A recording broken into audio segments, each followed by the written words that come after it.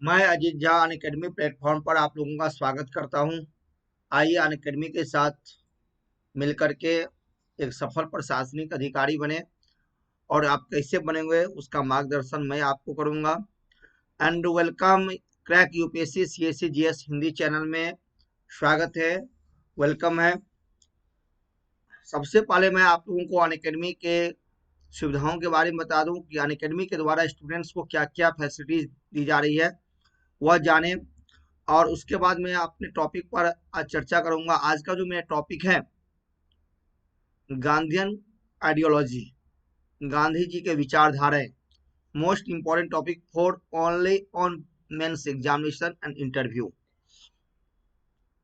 तो पहले जाने अनअकैडमी के बारे में। अनअकैडमी आप ज्वाइन करते हो तो आपको डेली लाइव क्लासेस मिलता है जहां पर आप अपने चॉइस के टॉप मोस्ट एजुकेटर से पढ़ते हैं, डिस्कस करते हैं, डाउट क्लियर होता है। सेकेंड, लाइव टेस्ट यानी कि रेगुलर मॉक टेस्ट की व्यवस्था यहाँ पर कर दी गई है। ठीक है दोस्त, रेगुलर मॉक टेस्ट की व्यवस्था है जिसके द्वारा अपने परफॉर्मेंस को आप बेटर कर पाओगे, अपने आप को एनालिसिस कर पाओगे। यानी कि test yourself, test yourself, स्वयं का मूल्यांकन आप यहीं पर करते हैं। जब तक आप स्वयं का मूल्यांकन बेटा नहीं करोगे तब तक आपको सफलता प्राप्त नहीं होगी। सफलता संदिग्ध बना होता है, चाहे आप प्रीलिम्स के लिए दे या आप मेन के लिए दे, सभी लेवल पर ये आपके लिए बहुत उपयोगी साबित होगा। स्ट्रक्चर कोर्सेज है जहां पर यूपीएससी को सिलेबस को समझने के लिए बहुत अच्छे तरीके से डिजाइन तैयार किया गया है जो आपको प्रिपरेशन करने में सहायता प्रदान करेगा। और आप वन सब्सक्रिप्शन लेते हैं तो अनलिमिटेड एक्सेस आप कर लोगे।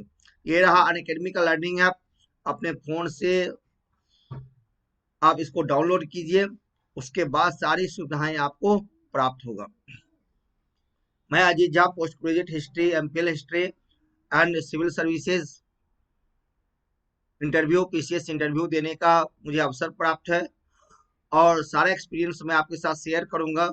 और 12 ईयर से, मोर देन 12 ईयर से सिविल सर्विसेज के फील्ड में टीचिंग करने का भी अनुभव प्राप्त है। दिल्ली और दिल्ली से बाहर बहुत सारी सिटी में मैं जाकर के मार्गदर्शन प्रदान करता हूँ। ये सारा अनुभव मैं आपके साथ शेयर करूंगा। और अभी मैं जीएस में हिस्ट्री पढ़ा रहा हूँ, उसके बाद इंडियन पॉलिटी पढ़ाऊंगा, फिर ऑप्शनल में भी हिस्ट्री में पढ़ाऊंगा आप लोगों को। इंडिया के ये है top most educators, doctor Roman Saini sir, सफल प्रशासनिक मार्गदर्शक। इनके निर्देशन में एक टीम बहुत बड़ा बना हुआ है जिनके माध्यम से आप अपना सपने को साकार करोगे। ये रहा मोर देन 15,000 से अधिक, मोर देन 15,000 से अधिक कोर्सेज का डिजाइन यहाँ पर तैयार किया गया जिसमें आप प्रीलिम्स, मेंस, आप प्लस इंटरव्यू, सारा किस आपको सहायता प्राप्त होगा। और खास दो बात यहाँ पर क्या, practice and strategy and answer writing courses. देखो अनअकैडमी के द्वारा दो टाइप की कोर्स लॉन्च की गई है, एक प्लस है और दूसरा आइकॉनिक है। ठीक है, पहले प्लस के बारे में जानकारी दूं। आप प्लस में सब्सक्रिप्शन लेते हो यानी एडमिशन लेते हो तो आपको क्या मिलता है बेटा, live class, test series, unlimited practice and structure schedules. और इसके लिए फी रखा गया है 1 मंथ के लिए 9,000, 3 मंथ्स के लिए 22,500, 6 मंथ्स के लिए 40,500, एक वर्ष के लिए 49,500, 2 वर्षों के लिए 72,000 एंड 3 वर्षों के लिए फीस है 19,000। ये रहा मेरा नाम अजीत झा, इसका यूज करें तो आपको 10% का डिस्काउंट प्राप्त होगा। उसके बाद ये फी कम होकर के, लेस होकर के तक कम हो जाता है। बहुत बड़ी अपॉर्चुनिटी है आपके लिए, इसका मौका का फायदा आप लोग निश्चित रूप से उठाएं। मेरा टेलीग्राम लिंक है, अनअकैडमी का प्रोफाइल लिंक है जिस पर आप मुझे फॉलो कर सकते हैं।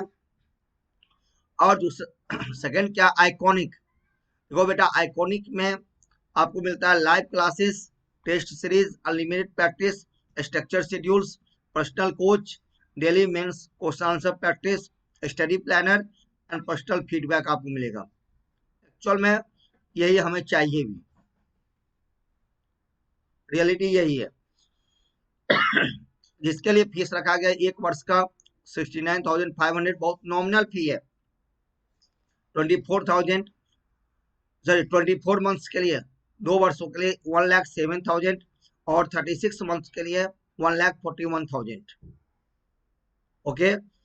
ये रहा मेरा प्रोमो कोड अजीजा, इसका यूज कीजिए तो आपको 10% का आपको डिस्काउंट प्राप्त होगा। और 10% का डिस्काउंट मिलने के बाद आपका फीस लेस होकर के 1 वर्ष का हो जाता है 62,550 रुपीज ओनली। 2 वर्षों का हो जाता है 96,300 और 3 वर्षों का फीस होता है 1,26,900 रुपये मात्र। मेरा टेलीग्राम लिंक पर मुझे फॉलो कर सकते हो, प्रोफाइल लिंक पर कर सकते हैं आप। और दूसरी बात मैं कहूंगा कि ये जो आइकॉनिक है बिल्कुल आपको ज्वाइन करना चाहिए, क्योंकि आइकॉनिक के द्वारा वो सारी सुविधाएं प्राप्त है जो एक सफलता के लिए होता है। आप वन टाइम पेमेंट नहीं कर सकते हो, तो अनअकैडमी ने आपको ये भी सुविधाएं दिया है। इस मौका का मैं कहूंगा डेफिनेटली लाभ उठाए और आप मंथली पेमेंट करके भी आप अपने प्रोफेशन को कंटिन्यू रख सकते हो। आप 1 वर्ष का ही लेके देखे, 2 वर्ष अधिक लग रहा है तो 1 वर्ष का ही लेकर के आप देखो, मंथली पेमेंट करके आप देखिए। देखो आइकॉनिक में क्या क्या सुविधाएं प्राप्त है। लाइव क्लास है, टेस्ट सीरीज है, सफलता प्राप्त करने के लिए टेस्ट सीरीज चाहिए, मॉक टेस्ट चाहिए हमेशा, अनलिमिटेड प्रैक्टिस मिलेगा आपको, स्टडी मटेरियल्स आपको प्राप्त होगा, हमेशा एक कोच आपके साथ रहेंगे, मेंस के लिए क्वेश्चन आंसर प्रैक्टिस होगा, मेंस में अच्छा करोगे तो फाइनली आपका सिलेक्शन होता है भैया। ये कटु सत्य है, इसको स्वीकार करें। मैं अपने एक्सपीरियंस के आधार पर आप लोगों को कहूंगा कि definitely you must be join in iconic. Okay. और ऑप्शनल कोर्सेज के लिए होता है 1 मंथ के लिए 5,000, 6 मंथ्स के लिए 22,500, 12 मंथ्स के लिए 27,500, 24 मंथ्स के लिए 40,000 एंड 36 मंथ के लिए 50,000 फीस है। और मेरा प्रोमो कोड अजीजा, इसका यूज करते हैं तो आपको 10% का आपको डिस्काउंट प्राप्त होता है। और 10% का डिस्काउंट मिलने के बाद आपको फी ये कम हो जाता है, ठीक है, कम हो जाता है। तो ये रहा सब्सक्रिप्शन। आइए आज का जो टॉपिक हम लोग पढ़े उस पर आप चर्चा करें। वेलकम, स्वागत है आप सभी का। हेलो मेरे फ्रेंड्स, हेलो मेरे दोस्त, छोटे भाई बहन आप लोग हो, मेरे स्टूडेंट्स, प्यारे प्यारे स्टूडेंट्स हैं हमारे, जो हमेशा हमें बहुत अधिक सपोर्ट करते हैं। अपने स्टूडेंट्स को मैं बहुत थैंक यू भी कहते रहता हूँ हमेशा। तो हमारे सेशन वाले आने वाले जितने भी स्टूडेंट्स होते हैं काफ़ी सिंसियर स्टूडेंट होते हैं, तो उनको मैं वेलकम करता हूँ। अच्छा भी लगता है उनके साथ, क्योंकि उनका सपोर्ट मुझे मिल रहा है। वो हमारे सेशन में आते हैं, सीखते हैं, कुछ पढ़ते हैं, यही होना भी चाहिए, सेशन का फायदा उठाए। तो आज जो हम लोग पढ़ने जा रहे हैं गांधीवाद। गांधीवाद मतलब इसमें जो हम लोग बेटा पढ़ेंगे आइडियोलॉजी पढ़ेंगे, गांधी जी की विचारधाराएं को आज हम लोग पढ़ने जा रहे हैं। और गांधी जी के क्या विचारधाराएं थी, गांधी जी के, गांधी एंड हिज आइडियोलॉजी, क्या होता है, Gandhi and his ideology. Gandhi ji और उनके विचारधाराओं, आइडियोलॉजी मतलब गांधी जी के विचार धाराओं को हम लोग पढ़ने जा रहे हैं। गांधी जी की किस प्रकार की विचारधाराएं थी, सुनते होंगे कि गांधी जी की बहुत सारी विचारधाराएं जिस पर आज भी बहुत सारे प्रश्न उठ रहे हैं, आज के लोग उठा रहे हैं। उसके लिए हमें उनके आइडियोलॉजी को अच्छे ढंग से पढ़ना अनिवार्य होता है, तब उनको हम समझ पाते, जान पाते। गांधी को जानने के लिए उनके विचारधाराओं को जानना पड़ेगा। देखो इंसान मर सकता है लेकिन उसकी विचारधाराओं को समाप्त आप नहीं कर सकते हो। उनकी विचारधाराएं जो होती है, या कोई भी इंसान हो, क्या बेटा मैं सही बोल रहा हूँ, क्या आप हो, हम हो, या गांधी हो, या नेहरू हो, या अंबेडकर हो, या सुभाष चंद्र बोस हो, या महात्मा बुद्ध हो, या महावीर जैन हो,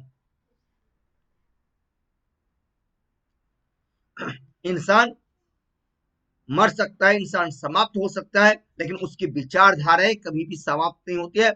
उनकी जो विचारधाराएं होती है, वो विचारधाराएं समाज को, राष्ट्र को एक नया मार्गदर्शन प्रदान करता है, एक नया मार्गदर्शन देता है, एक नई दिशाएं प्रदान करता है, जिस मार्ग पर चल करके, जिस रास्ते पर चल करके हम एक नए समाज का, नए राष्ट्र का, नए विचारों का निर्माण करते हैं। इसलिए कहा गया गांधी मर गए लेकिन उसकी विचारधारा हमेशा जीवित रहेगी, उनकी प्रासंगिकता आज भी कायम है, गांधी की प्रासंगिकता आज भी है।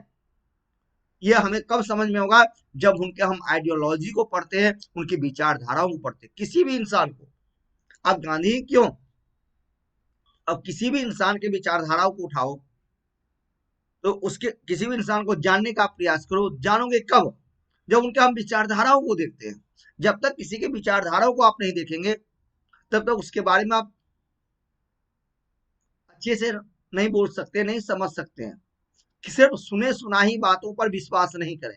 उन्होंने ये कह दिया,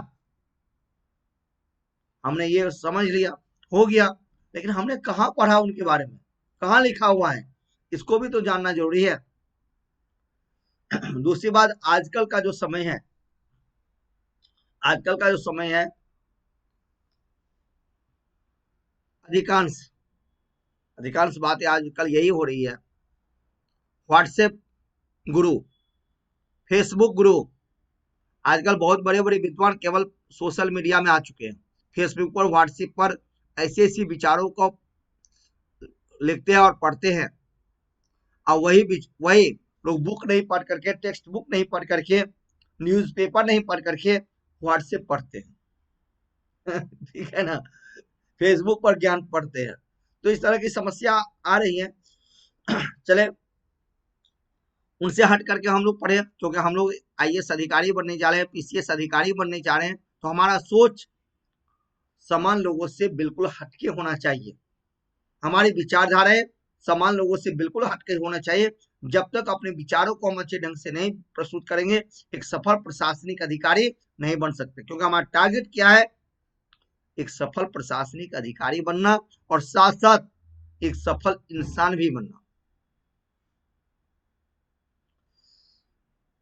और ये टॉपिक जो है खास करके है आइडियोलॉजी, गांधी की विचारधारा है, ये आप सिविल सर्विसेज के मेंस के लिए ये टॉपिक काफी इंपॉर्टेंट है।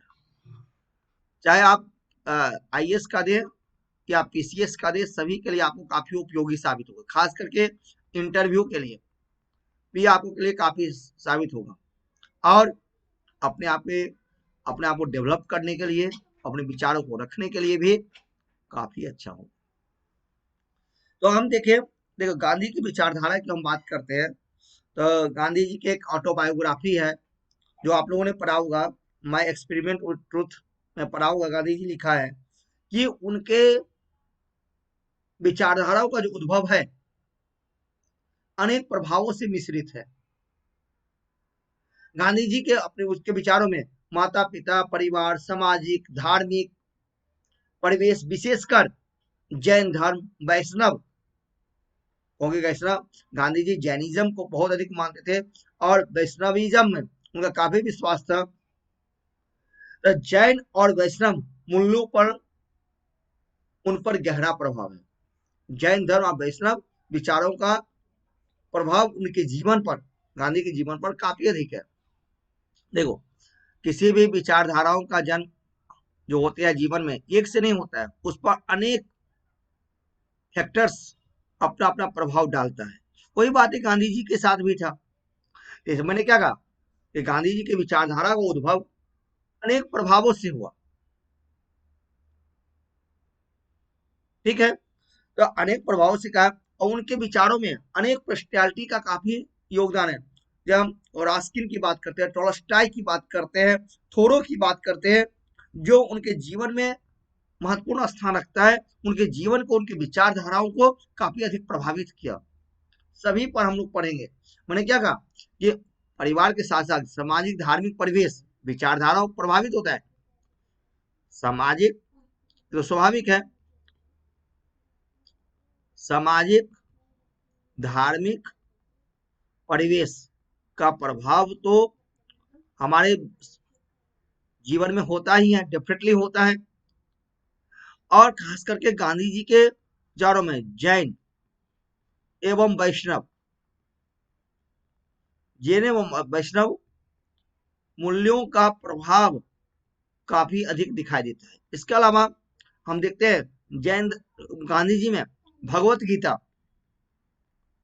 भगवत गीता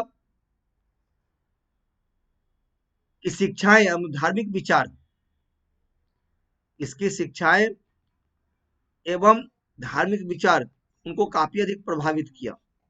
साथ साथ अनेक व्यक्तित्व उनके जीवन को प्रभावित करने वाले में थे। तो मैंने कहा जैसे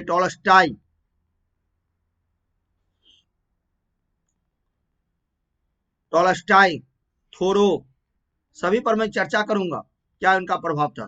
टॉलस्टॉय, थोरो के साथ साथ रास्किन,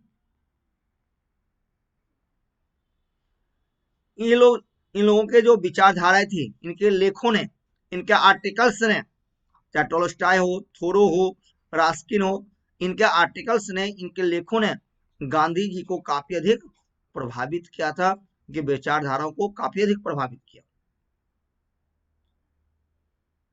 ठीक है, अब देखिए गांधी पढ़ेंगे हम लोग, गांधी जी के सारे विचारधारा को पढ़ेंगे। सत्याग्रह, अहिंसा, स्वराज, स्वदेशी, सर्वोदय, ट्रस्टीशिप, वर्ण व्यवस्था, लोकतंत्र, शिक्षा, महिलाओं की स्थिति पर विचार, छुआछूत पर उनके विचार, सभी पर एक एक करके हम लोग पढ़ने जा रहे हैं। मोस्ट इंटरेस्टिंग टॉपिक है, जब आप पढ़ोगे तो बहुत मजा आएगा आपको, तब समझोगे गांधी जी ये थे।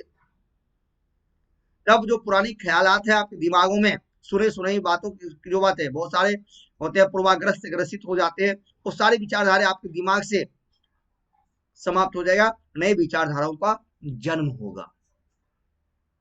ओके, देखिए पहले गांधी जी के विचारधाराओं के मुख्य सिद्धांत, उस पर हम देखिए, फिर आगे एक एक पॉइंट को हम लोग लेंगे।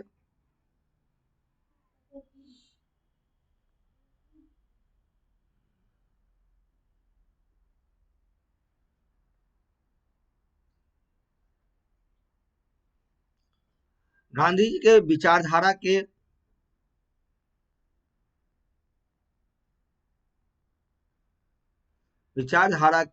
मुख्य सिद्धांत, विचारधारा के मुख्य सिद्धांत क्या था?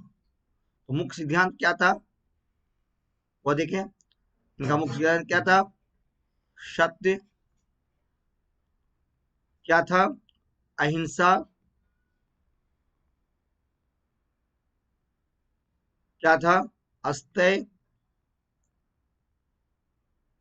ठीक है, सत्य, अहिंसा, अस्तेय, मतलब अस्तेय मतलब चोरी नहीं करना, अपरिग्रह और आत्मनियंत्रण, और आत्मनियंत्रण। जब आप मेंस में लिखोगे तो इस सब पॉइंट को आपको लिखना होगा, इस पर विश्लेषण करना होगा। ये अब गांधी के विचारधारा के मुख्य सिद्धांत, तो गांधी के विचारधारा के मुख्य सिद्धांत क्या था? सत्य, अहिंसा, अस्तेय, अपरिग्रह एंड आत्मनियंत्रण। मैंने क्या कहा कि गांधी जी के विचारधाराओं पर जैन धर्म की शिक्षाओं का बहुत अधिक प्रभाव था, वैष्णव धर्म के सिद्धांतों का अधिक प्रभाव था, भगवत गीता को काफी अधिक अध्ययन किया था, उसका प्रभाव था। यहाँ पर हम देखते हैं सत्य, अहिंसा, इसके बाद भगवत गीता में भी की गई है, लेकिन अस्तेय, अपरिग्रह, इन सारी बातों का उल्लेख जैन धर्म में भी है। आप लोगों ने जैन धर्म को पढ़ा होगा, तो आपने पढ़ा होगा सत्य, अहिंसा, अस्तेय, अपरिग्रह। अपरिग्रह का मतलब होता है कि आवश्यकता से अधिक वस्तु अर्जित नहीं करना, क्योंकि गांधी जी ट्रस्टीशिप सिद्धांत को मानने वाले व्यक्ति थे। इसके बारे में पढ़ेंगे। गांधी जी का जो आर्थिक सिद्धांत था, ट्रस्टीशिप पॉलिसी था, वह कहीं ना कहीं अपरिग्रह से मिलता जुलता है, उसका लक्षण वहां पर दिखाई देता है। गांधी जी का कहना था कि धन एकत्रित नहीं करो, पूंजीपतियों से कहा था कि आप अपने पूंजी का प्रयोग समाज के लिए करें, ट्रस्टीशिप, अपने पूंजी को ट्रस्ट बना दे, इसका लाभ समाज के सभी वर्गों को प्राप्त होगा। तो वो कहते थे परिग्रह, अस्तेय, अहिंसा, सत्य, इसकी बात करते हैं, और आत्मनियंत्रण की बात किया हूँ। ये विचारधाराओं के मुख्य सिद्धांत। जैसे मान लो मैं अभी कुछ आप लोगों को इंट्रोडक्शन दे रहा हूँ, उसके बाद जैसे कहते हैं जैसे मान ले गांधी जी कहते हैं सत्य एवं अहिंसा, गांधी जी बोलते थे ना सत्य एवं अहिंसा की बात करते थे, ट्रूथ एंड नॉन वायलेंस की बात करते थे। तो सत्य अहिंसा किसके लिए? आजादी प्राप्त करने के लिए, आजादी प्राप्त करने के लिए। सत्य अहिंसा किसके लिए? आजादी प्राप्त करने के लिए। यानी कहते, यानी सत्य से सत्याग्रह। ऐसे देखिए कहते हैं कि सत्य से क्या बना? सत्य से क्या है? सत्याग्रह। सत्य से क्या होता है? सत्याग्रह। और सत्याग्रह का मतलब क्या? सत्य के साथ मजबूती से बने रहना। कहते सत्य के साथ, इसका मतलब हुआ कि सत्य के साथ, सत्य के साथ मजबूती से या दृढ़ता से बने रहना ही सत्याग्रह है। समझ गए? यह एक नया टेक्निक की खोज किया, एक न्यू टेक्निक है। गांधी जी का ये बहुत टेक्निक है जिसकी खोज उन्होंने साउथ अफ्रीका में किया था। गांधी ने इस सत्याग्रह की खोज साउथ अफ्रीका में किया। एक नई विचारधारा है, एक नई टेक्निक था। यानी गांधी जी का यह मानना था कि सत्याग्रह जो है किसी व्यक्ति के द्वेष को समाप्त करने का एकमात्र साधन है। समझो मैं क्या कहना हूं? यानी सत्याग्रह का अर्थ मोस्टली लोग नहीं समझ पाते, और इसकी प्रासंगिकता आज भी हमें दिखाई देता है। केवल सैद्धांतिक रूप में नहीं बेटा, प्रैक्टिकली भी, व्यवहारिक रूप से भी इसकी प्रासंगिकता आज भी बनी हुई है। तो मैंने क्या कहा कि सत्य के साथ मजबूती से बने रहना ही सत्याग्रह है। सत्य के साथ मजबूती से बने रहना ही सत्याग्रह है। यानी जो किसी व्यक्ति के द्वेष को समाप्त करने का एक बहुत बड़ा माध्यम है, बहुत बड़ा एक साधन है, ये कहते हैं गांधी जी। अब मैंने कहा अहिंसा की सिद्धांत, नॉन वायलेंस, जैसे यहां पर मैं कहा कि नॉन वायलेंस, नॉन वायलेंस अहिंसा संघर्ष की तकनीक, एक नई तकनीक थी। नॉन वायलेंस अहिंसा संघर्ष का एक नया टेक्निक था। इसके बाद प्राचीन काल में महात्मा बुद्ध, महावीर, जैन ने भी क्या था, और जैन धर्म में अहिंसा पर सबसे अधिक बल दिया गया। मैंने कहा कि जैन धर्म का प्रभाव गांधी जी के विचारों पर बहुत अधिक हमें दिखने को मिलता है। एक यो न्यू टेक्निक था, ये संघर्ष करने का यो न्यू टेक्निक था। ये एक राइटर हैं, एक लेखक हैं, ब्रजकिशोर गोयल जी। मैं आपको बता दूं, हो सकता है आप लोग बुक पढ़ने को मिले। एक ब्रजकिशोर गोयल जी का एक बुक है, thoughts of Nehru, Gandhi and Tagore. Brajkishore ji का एक बुक है, ब्रजकिशोर गोयल, इनका एक बुक है thoughts of Nehru, Gandhi and Tagore. उसमें ब्रजकिशोर गोयल जी लिखते हैं कि गांधी जी के विचारों का प्रमुख नेचर जो है, प्रकृति जो है, वो आध्यात्मिक है। उस बुक में उन्होंने इस बात का वर्णन किया है कि गांधीवादी विचारों की प्रमुख प्रकृति वह आध्यात्मिक है। तो उनका ये विचार था। तो इस प्रकार से गांधी जी के विचारों को अलग तरीके से व्याख्या किया गया है, बताया गया है। तो इसी बात को मैं आगे कहता हूं कि गांधी का मानना था, सत्य बात है, गांधी का मानना था कि आध्यात्मिक पक्ष मानव प्रकृति का एक अस्थायी पक्ष है। आध्यात्मिक पक्ष ने अहिंसा के बात को आगे बढ़ाते हुए गांधी जी कहते हैं, बेटा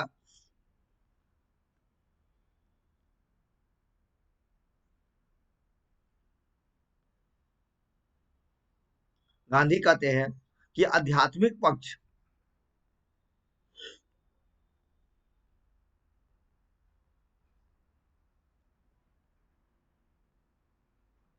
आध्यात्मिक पक्ष मानव प्रकृति का, मानव प्रकृति का एक अस्थाई पक्ष है। गांधी का कहना था। सत्य और अहिंसा के द्वारा इसके बारे में हम कहते हैं कि सत्य और अहिंसा द्वारा व्यक्ति वास्तविक स्वतंत्रता प्राप्त कर सकता है। सत्य और अहिंसा, सत्य एवं अहिंसा, इसके द्वारा ही, इन्हीं दोनों के द्वारा कोई भी इंसान वास्तविक स्वतंत्रता, केवल राजनीति की नहीं बल्कि जीवन की वास्तविक स्वतंत्रता प्राप्त कर सकता है। यहाँ पर मैं क्लियर कर दूं, यहाँ पर not only political freedom, overall कोई भी इंसान अपनी वास्तविक स्वतंत्रता कब प्राप्त करेगा? सत्य और अहिंसा के माध्यम से।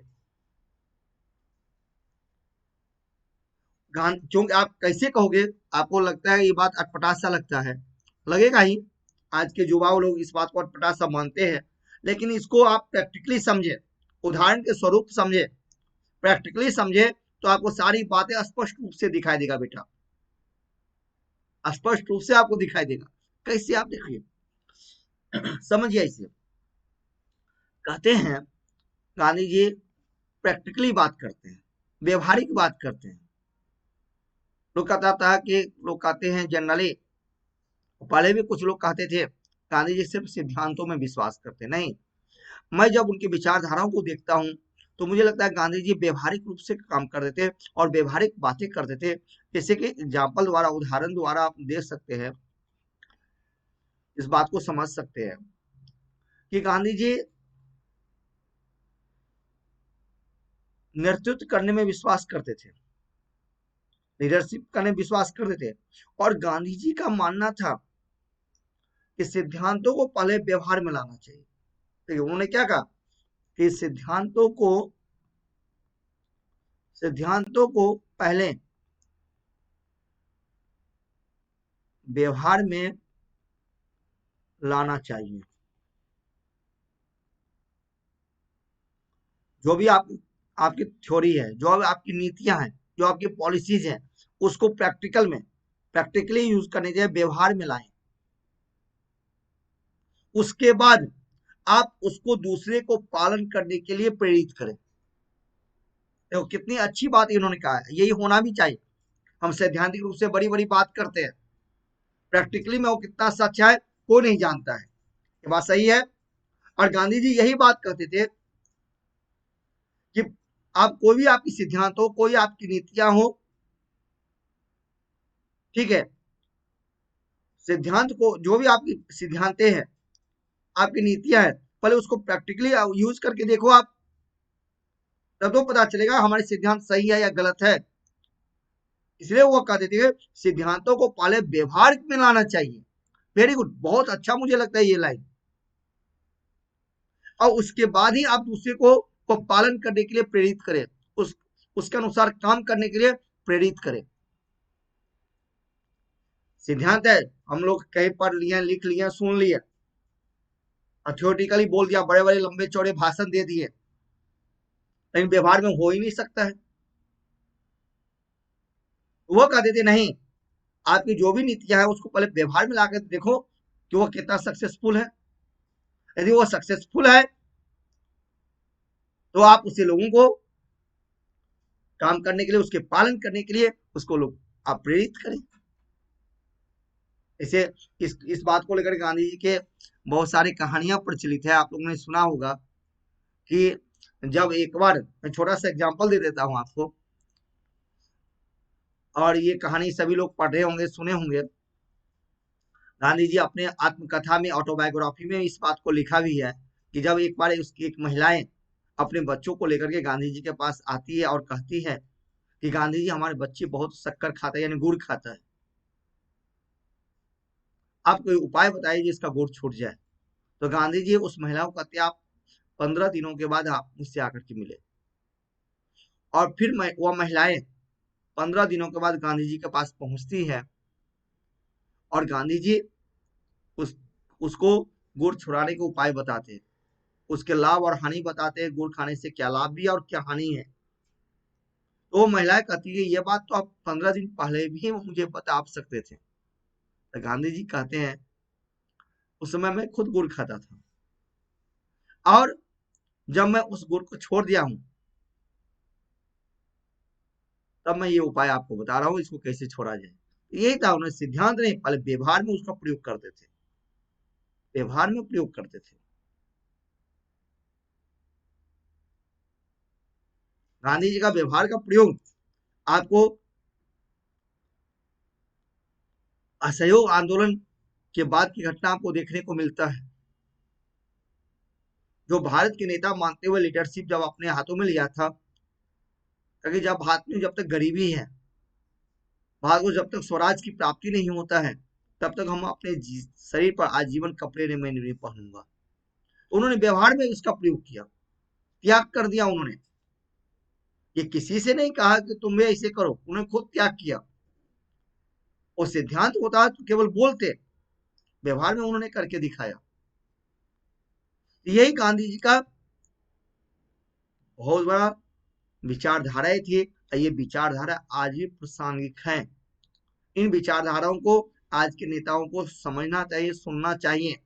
केवल गांधी के नाम पर वोट मांगते हैं, गांधी के नाम पर भैया केवल वोट मत मांगो, गांधी के विचारधाराओं को अपनाओ तो देश को नई दिशाएं प्राप्त होगी, देश उन्नति की ओर जाएगा, भेदभाव समाप्त होगा, लोग एक समरसता में जिंदगी जिएंगे। चले अब देखिए, अब जो हम लोग पढ़ने जा रहे हैं, हम लोग गांधी जी के विचारधाराओं में, उनके आइडियोलॉजी में क्या क्या पढ़ेंगे। तो इंट्रोडक्शन था इतना देर। अब देखिए हम लोग गांधी जी के आइडियोलॉजी,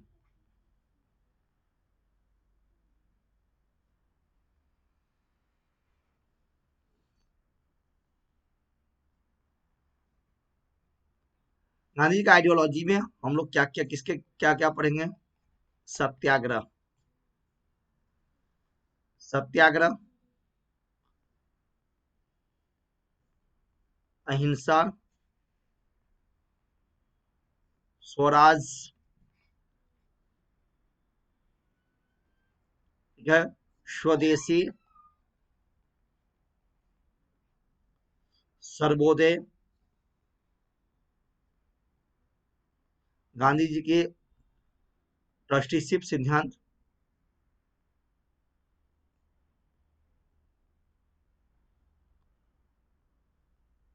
ट्रस्टीशिप सिद्धांत क्या था उसको पढ़ेंगे।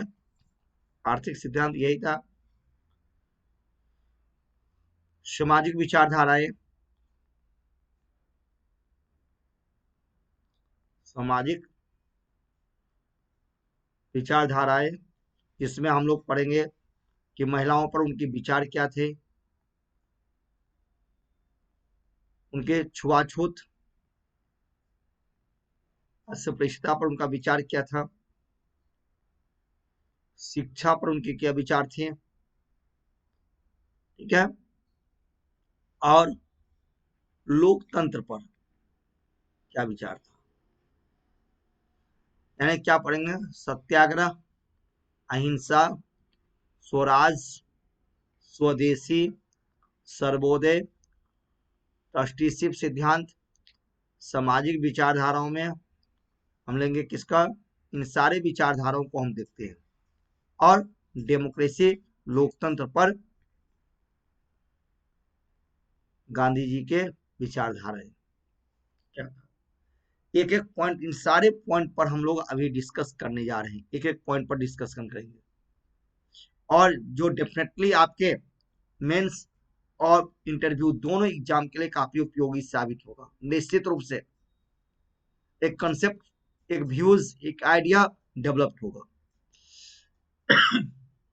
मैंने पहले कहा किसी के बारे में लिखने और पढ़ने से पहले उसको अच्छे से जाने समझें, फिर अपने विचार को रखें। क्वेश्चन होता है कि गांधी की आज भी प्रासंगिकता है, निश्चित रूप से है, गांधी की प्रासंगिकता आज भी है, वो भी निश्चित रूप से है।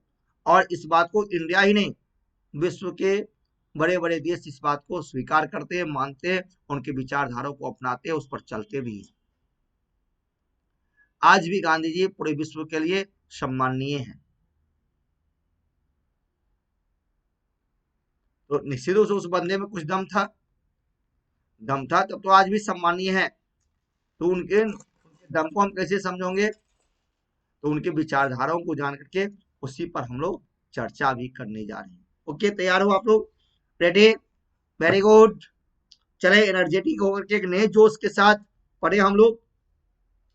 और नए टॉपिक स्टार्ट करने से पहले मैं आप लोगों को फिर से कहूंगा, आप लोग से रिक्वेस्ट करूंगा कि आप लोग अनअकैडमी का सब्सक्रिप्शन जरूर लें। देखो भैया, ये जो यूट्यूब चैनल है ये फ्री में है, इसमें कोई दो मत नहीं है, फ्री में आप बहुत अच्छा पढ़ रहे हो, अच्छा कर रहे हो, लेकिन बहुत सारे ऐसे सुविधाएं हैं जो हमें सिविल सर्विसेज के लिए चाहिए, जो यहाँ पर नहीं मिल पाता है। वो सारी सुविधाएं आपको प्राप्त होगा कब? जब आप सब्सक्रिप्शन लेते हैं। जैसे क्वेश्चन आंसर राइटिंग प्रैक्टिस होता है, स्ट्रेटेजी तैयार की जाती है, एक्सपर्ट हमेशा आपके साथ होते हैं। वो कब इस सारी सुविधाएं प्राप्त होगी? जब आप सब्सक्रिप्शन लेते हैं, एडमिशन लेते हैं। और मैं ये भी कहूंगा कि आप अनअकैडमी में जो सब्सक्रिप्शन लेते हो, एडमिशन लेते हो, तो आप आइकॉनिक आइकॉनिक मिले तो सबसे बेटर है। मैं हमेशा अपने अनुभव के आधार पर कहते आ रहा हूँ कि आइकॉनिक मुझे बहुत अच्छा लगता है। और आइकॉनिक के लिए एडमिशन लें, उसके लिए सब्सक्रिप्शन लें। आप नहीं 3 वर्ष के लिए, 1 साल के लिए, 2 साल के लिए, 2 साल भी आपको अधिक लग रहा हो, 1 वर्ष के लिए आप सब्सक्रिप्शन जरूर लें। वन टाइम पेमेंट नहीं कर सकते, फाइनेंशियल प्रॉब्लम है मान लीजिए, हालांकि फी तो बहुत नॉमिनल है, इतने कम फी में आप कहीं भी नहीं पढ़ पाओगे। खास करके सिविल सर्विसेज के लिए, आईएएस के लिए तैयारी नहीं होता है, लेकिन वह सुविधाएं अनअकैडमी ने आपको दिया है, तो इसका लाभ उठाए। तो आप वन टाइम पेमेंट नहीं कर सकते, दिक्कत है, मान लो फाइनेंशियली प्रॉब्लम चल रहा है, तो आप मंथली पेमेंट करके भी अपने प्रिपरेशन को, अपने तैयारियों को कंटिन्यू आप रख सकते हैं। और मेरा प्रोमो कोड अजीत झा का यूज किए, 10% का डिस्काउंट भी मिलेगा। आप हमें अनअकैडमी प्रोफाइल लिंक पर, टेलीग्राम लिंक पर मुझे फॉलो भी कर सकते हैं। ठीक है, तो चलें आप गांधी जी के विचारधाराओं को पढ़े। अब पहला गांधी जी के विचारधारा आपके सामने आ गया। पहला क्या है? सत्याग्रह। सत्याग्रह, इसका प्रयोग गांधी जी दक्षिण अफ्रीका में पहली बार किए थे। और मैंने पहले बताया सत्याग्रह मतलब क्या? सत्य के लिए, सत्य के साथ मजबूती से खड़े रहना ही सत्याग्रह है। इस न्यू टेक्निक को डेवलप गांधी जी कहां पर किया था? साउथ अफ्रीका में इस न्यू टेक्निक का डेवलप किया था, जिसमें गांधी जी सक्सेस होकर के एक सफलता प्राप्त करके इंडिया आए थे। और भारत में, इंडिया जब आए तो भारत में 1917 से इसका प्रयोग इंडिया में उन्हें सफल प्रयोग 1917 से चंपारण से प्रारंभ करते हैं, जो हम लोग पढ़ चुके हैं, जो कहलाता है चंपारण सत्याग्रह।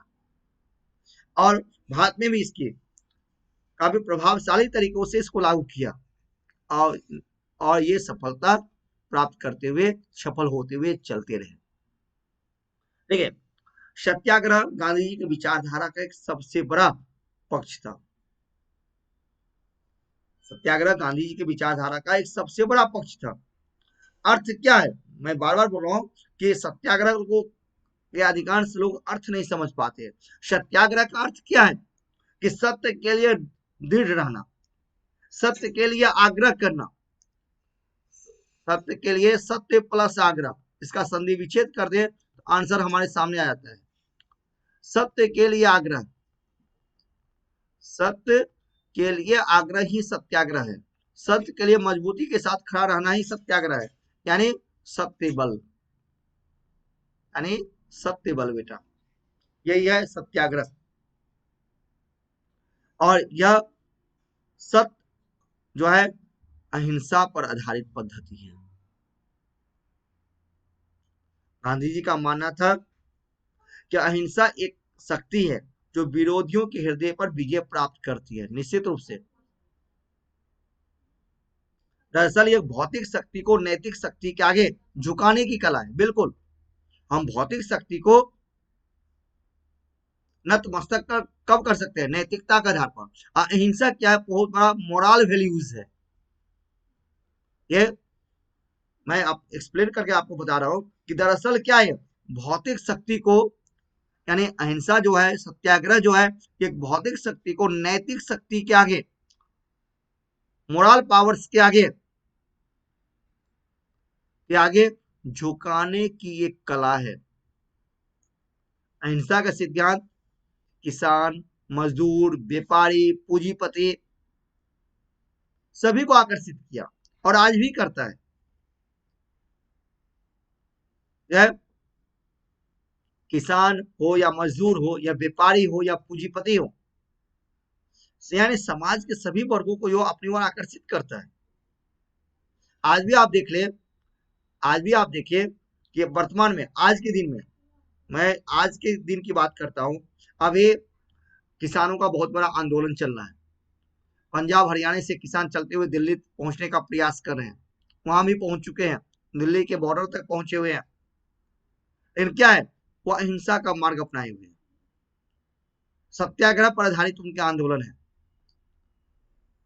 इसका एग्जाम्पल आज भी आपके सामने है। यह चाहे कोई भी वर्ग हो, सामान्य जनता हो, किसान हो, मजदूर हो, व्यापारी हो, पूंजीपति हो, सभी को आकर्षित करता है।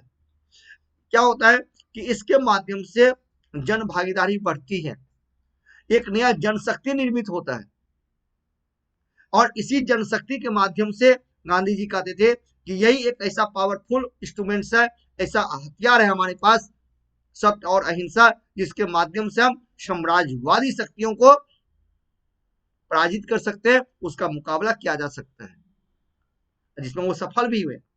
कि प्रैक्टिकली उन्होंने करके दिखाया। तो वो काफी मजबूत थे, पूंजीपति थे, और गांधी जी ने सत्य और अहिंसा का प्रयोग करके उनको झुकने पर मजबूर किया, झुकने के लिए मजबूत कर दिया। और अपने क्या, इसी जनशक्ति के माध्यम उन्होंने क्या, साम्राज्यवादी शक्ति का मुकाबला किया जा सकता है, और उन्हें किया भी। उन्हें कहा कि सत्याग्रह का प्रयोग हम कैसे करेंगे। सत्याग्रह का प्रयोग के माध्यम से, यानी सविनय अवज्ञा आंदोलन, तब सत्याग्रह प्रयोग करते है कि सविनय अवज्ञा आंदोलन, असहयोग आंदोलन, यानी सविनय अवज्ञा आंदोलन सत्याग्रह का एक रूप है। इसे गांधी जी ने भारत में अपना पहला सविनय अवज्ञा आंदोलन चंपारण सत्याग्रह से प्रारंभ किया था। चंपारण सत्याग्रह क्या था, आप देखेंगे एग्जाम्पल तौर पर, चंपारण सत्याग्रह क्या था बेटा, चंपारण सत्याग्रह ही गांधी जी का भारत में पहला सविनय अवज्ञा आंदोलन था, यानी निष्क्रिय प्रतिरोध दिखाना। सविनय अवज्ञा आंदोलन का मतलब हो गया निष्क्रिय प्रतिरोध को दिखाना।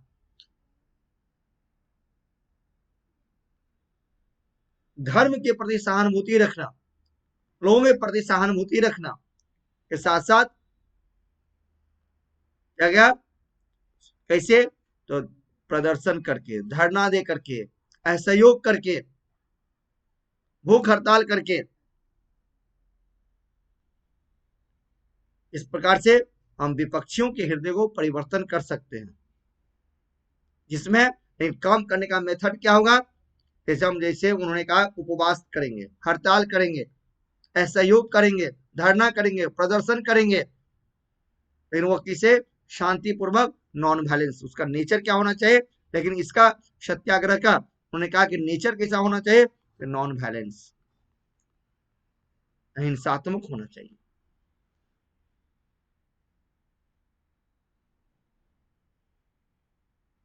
ठीक है, यानी मैंने कहा निष्क्रिय प्रतिरोध दिखाना होता है।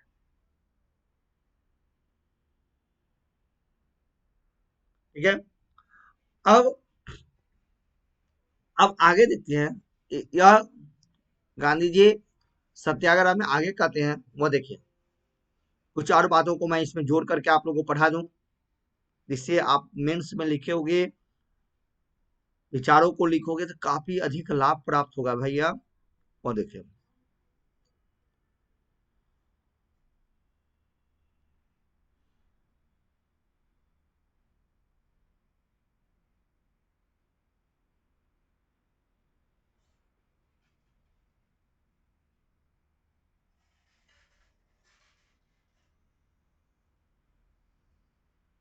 ठीक है, जिससे कहते हैं गांधी जी सत्याग्रह के बारे में आगे गांधी जी कहते हैं कि सत्याग्रह केवल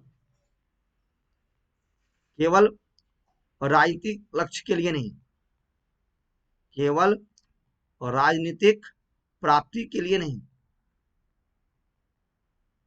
नहीं, केवल पॉलिटिकल उद्देश्य नहीं होना चाहिए इसका, नॉट ओनली पॉलिटिकल व्यूज। सत्याग्रह केवल पॉलिटिकल व्यूज के लिए नहीं है, राजनीतिक प्राप्ति करने के लिए नहीं है। यानी सत्याग्रह है यानी जीवन एवं कर्म के लिए, जीवन को सफल बनाने के लिए, जीवन एवं कर्म के लिए सत्याग्रह है। मानवीय लक्ष्य को प्राप्त करने के लिए, मानवीय लक्ष्य को प्राप्त करने के लिए, यानी सत्य की खोज के लिए, यानी सत्याग्रह के माध्यम से सामाजिक एवं आर्थिक समस्याओं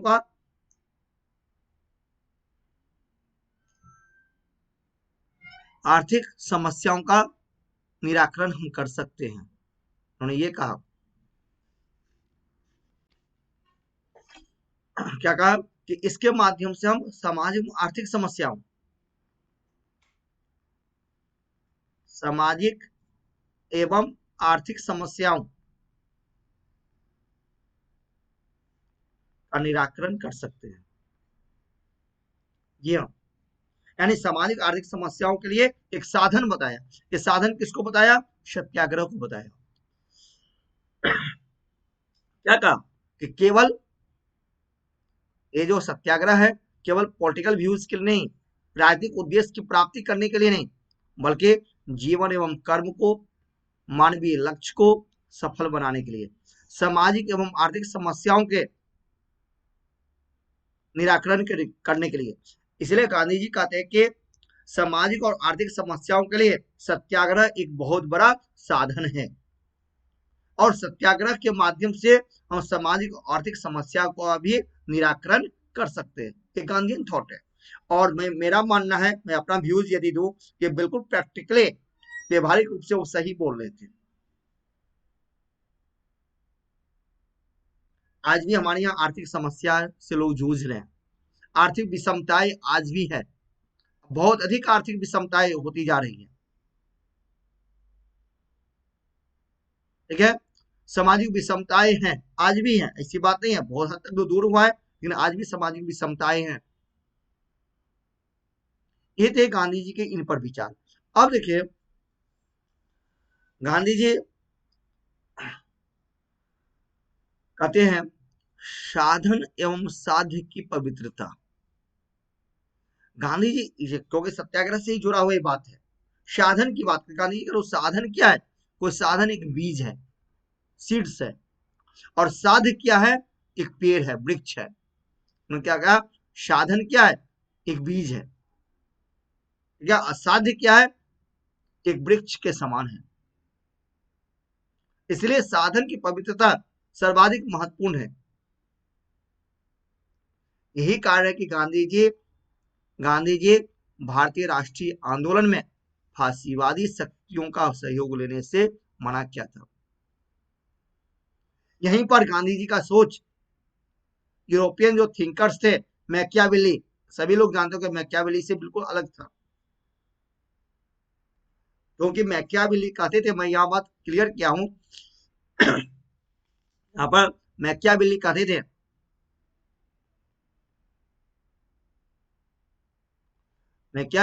थे कि, कि साध्य को महत्वपूर्ण माना, साधन जैसा भी हो, आके साध्य को ही महत्वपूर्ण माना, चाहे साधन जैसा भी हो। लेकिन यह विचार गांधी जी का नहीं था, इसलिए गांधी जी ने इनके विचारों को स्वीकार नहीं किया और राष्ट्रीय आंदोलन में इसका उपयोग भी नहीं किया। चलिए, अब बात करें गांधी जी के सर्वोदय से पहले एक इंपॉर्टेंट बात यहाँ पर मैं बता दूं, तो साधन एवं साध्य देखिए, हम देख लिया। दूसरी बात, सत्याग्रह को देखा। अब हम गांधी जी के अहिंसा की नीति को देखते हैं, नॉन वायलेंस। गांधी जी के नॉन वायलेंस क्या था?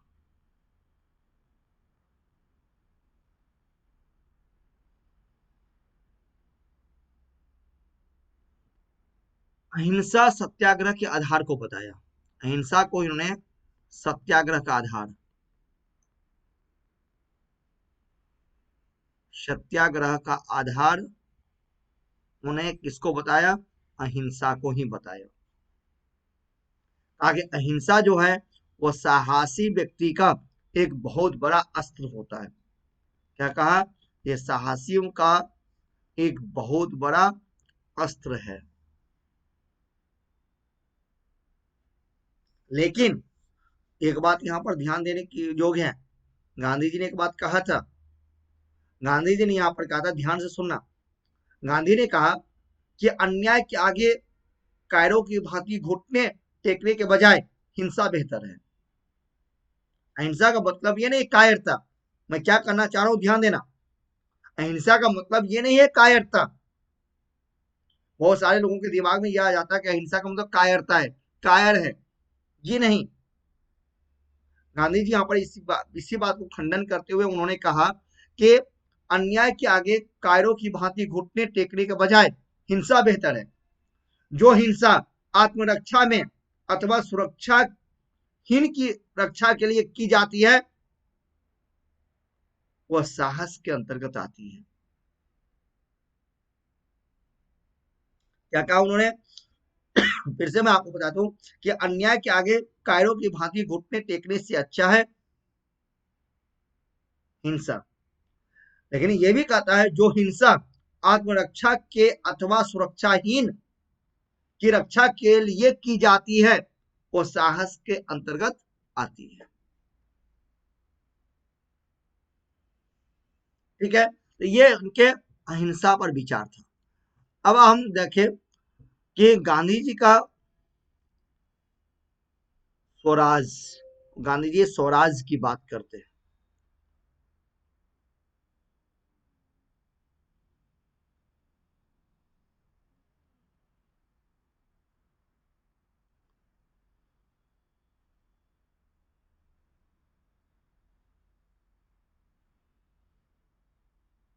सारे पॉइंट पर मैं क्लियर करता हूं, एक एक पॉइंट आपको लिखने में सहयोग होगा और काफी आपके लिए यूजफुल साबित होगा। आप देखिए गांधी जी का स्वराज क्या थी। गांधी का स्वराज का अर्थ, गांधी जी के स्वराज का अर्थ क्या था? स्वयं का शासन। ये तो सभी लोग जानते हैं। स्वराज का अर्थ है इनका भी स्वयं का शासन, खुद का शासन ही स्वराज। तथा लोकप्रिय संप्रभुता, जनता स्वयं अपने आप को शासित करती है। क्या कहा? लोकप्रिय संप्रभुता, संप्रभुता में विश्वास करने वाले व्यक्ति थे गांधी जी। हम सभी हैं संप्रभुता में विश्वास करते हैं। हमारा देश भी संप्रभु है। सॉवर्जिनिटी की बात होते हैं। लेकिन आपने प्रियम्बल में पढ़ा होगा, इंडियन पॉलिटी आप लोग पढ़ते ही होंगे डेफिनेटली। तो इंडियन पॉलिटी हम पढ़ते हैं, तो इंडियन पॉलिटी में भारतीय संविधान में प्रियम्बल आपने पढ़ा होगा, उसमें सोवर्जिनिटी की बात की है, संप्रभुता की बात की गई है। जो बात गांधी जी कहा करते थे, यही बात गांधी जी कहा करते थे। तो उन्होंने क्या कहा कि लोकप्रिय संप्रभुता, उन्होंने यहां पर कहा कि लोकप्रिय संप्रभुता की बात इन्होंने किया। कहा कि लोकप्रिय संप्रभुता जो है, जनता स्वयं अपने आप को शासित करती है। जनता स्वयं अपने आप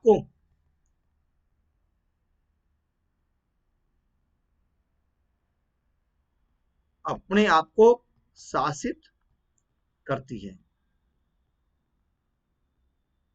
जी हाँ, इसलिए कहा था कि गांधी जो थे, गांधी जो थे वो लोकप्रिय संप्रभुता में विश्वास करते थे। एक लाइन में यदि कंक्लूजन में लिख दूं, गांधी लोकप्रिय संप्रभुता में, लोकप्रिय संप्रभुता में विश्वास करते थे। निश्चित रूप से इनके विचारों का प्रभाव हमारे भारतीय संविधान पर भी है। प्रस्तावना में इसको हम अच्छे तरीके से देख सकते हैं। क्या? डन? समझ में आ गया होगा। स्वराज, देखिए गांधी का मानना था कि जनता जड़ के समान है। देखो ऐसे उन्होंने लोकप्रिय संप्रभुता के बारे में क्या कहा, काफी अच्छे ढंग से उन्होंने विश्लेषण किया है। वो कहते हैं, गांधी जी कहते हैं कि जनता जड़ के समान है और राज्य फल के समान है। क्या कहा उन्होंने, जनता जड़ के समान है और राज्य जो है फल के समान है। यदि जड़े स्वादिष्ट होगा तो फल भी स्वादिष्ट होगा। बहुत अच्छी बात उन्होंने कहा है। देखिए मैं लिख करके समझा देता हूं इस बात को।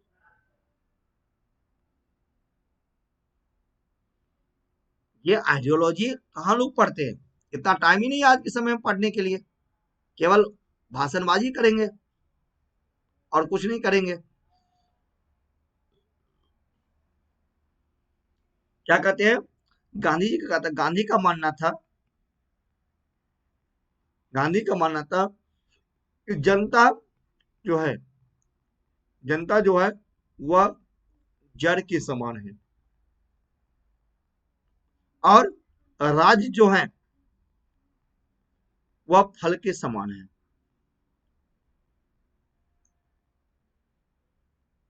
जनता जड़ के समान है और राज्य जो है फल के समान है। यदि जड़े यदि जड़े स्वादिष्ट होगी, यदि जड़े स्वादिष्ट होगी तो फल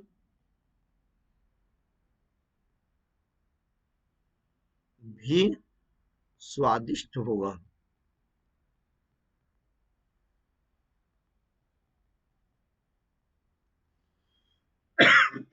इस बात को आप अच्छे ढंग से जब थिंकिंग करोगे तब समझ में आएगी।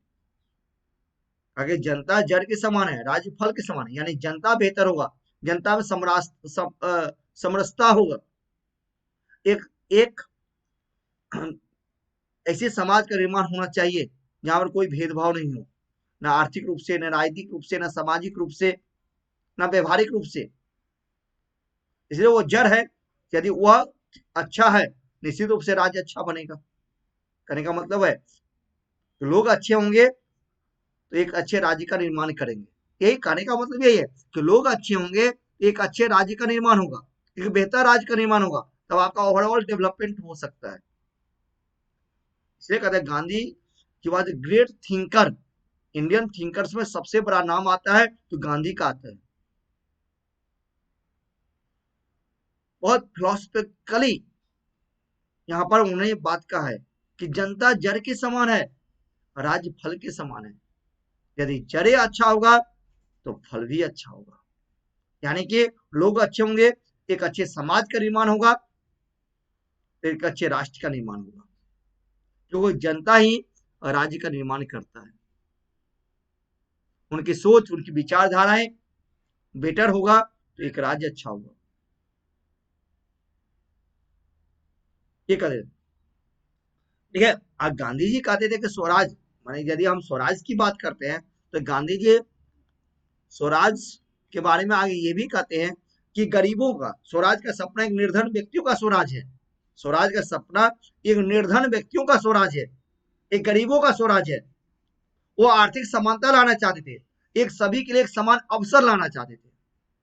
क्या हुआ, आर्थिक समानता। स्वराज के माध्यम से वो आर्थिक समानता लाना चाहते थे, इस पर बल दिया। यानी सभी के लिए एक समान अवसर, एक समान अवसर की बात करते थे। यही यही सारी बातें इन लाइनों में छुपा हुआ है। आप इंडियन पॉलिटी पढ़ते हो, directive principle of state policy, राज्य के नीति निर्देशक सिद्धांत, जो हमारे संविधान का भाग 4 में है। राज्य के नीति निर्देशक सिद्धांत, directive principle of state policy में आप गांधीयन फिलॉसफी को अच्छे से पढ़ सकते हैं। बिल्कुल 100% डीपीएसपी पर गांधीयन फिलॉसफी का प्रभाव स्पष्ट रूप से, काफी प्रभावशाली रूप से हमें देखने को मिलता है, क्योंकि उसमें आर्थिक समानता की बात की है, आर्थिक न्याय की बात की गई, सामाजिक न्याय की बात की गई है। इसलिए directive principle of state policy क्या, गांधीयन फिलॉसफी ही है। उसी में सभी के लिए समान अवसर की बातें है, आर्थिक समानता की बातें हैं। और इसी लाइन में गांधी जी ने इन सारी बातों को निहित कर दिया, बता दिया। जैसे उनका एक बुक है, गांधी जी का एक बुक है हिंद स्वराज, आपने पढ़ा होगा। गांधी जी ने एक बुक लिखा था 1909 में, जब वो साउथ अफ्रीका में थे।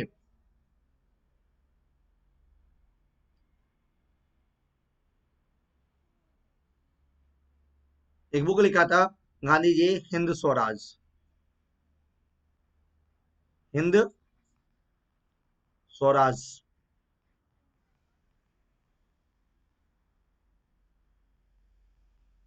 गांधी का बुक है, उन्होंने 1909 में इसको लिखा था।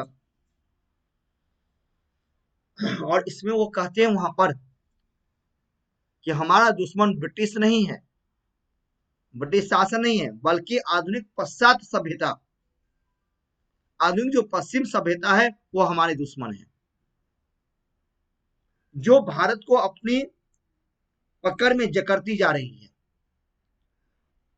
यानी इसका मतलब ये हुआ कि भारतीय लोगों को अपनी सभ्यता, अपनी संस्कृति, कहने का मतलब यहाँ पर गांधी जी का था कि हमारी जो अपनी संस्कृति है, हमारी जो अपनी सभ्यता है, उस शैली को हम अपनाएं, इस शैली के अनुसार अपने जीवन को डेवलप करें। क्योंकि हमारी जो प्राचीन काल की जो शैलियां है, संस्कृति है, काफी डेवलप्ड है, काफी मजबूत है। उस जीवन शैली को अपनाते हुए अपनी विचारधारा को आगे बढ़ाएं। तो गांधी का कहना था कि पश्चात सभ्यता ही हमारा दुश्मन है। इसके कहने के पीछे उनके विचारधारा क्या थी, वो क्या कहना चाह रहे थे गांधी जी? कहना चाह रहे थे कि हमारी सभ्यता और संस्कृति जो है वह किसी अन्य सभ्यता और संस्कृति से कहीं बेहतर है। क्योंकि भारत को विश्व का गुरु कहा गया। क्यों कहा गया? क्योंकि हमारी संस्कृति जो है विश्व को एक नई विचारधारा को जन्म दिया। तो हम अपनी संस्कृति को अपनाएं, अपनी सभ्यता को अपनाएं, उस विचारधारा को और अधिक मजबूत बनाते हुए हम आगे बढ़े। ये कहना था गांधी जी का। कहने के पीछे उनका सेंस ये था, ये हिंद स्वराज के पीछे उन्होंने ये बात कहा है। अब देखिए गांधी का स्वदेशी, फिर आगे हम आगे आएंगे उसके बाद सर्वोदय के ऊपर भी।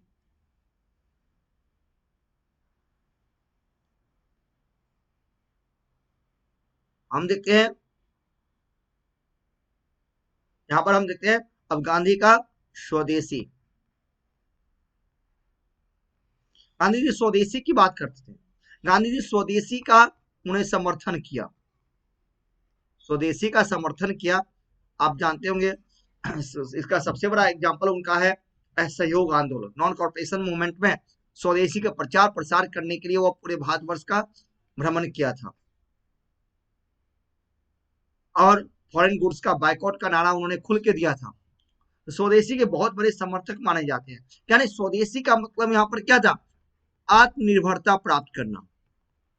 इसके पीछे उनका कहने का उद्देश्य था आत्मनिर्भरता प्राप्त करना, जो आज हमारे देश के प्रधानमंत्री कहते हैं।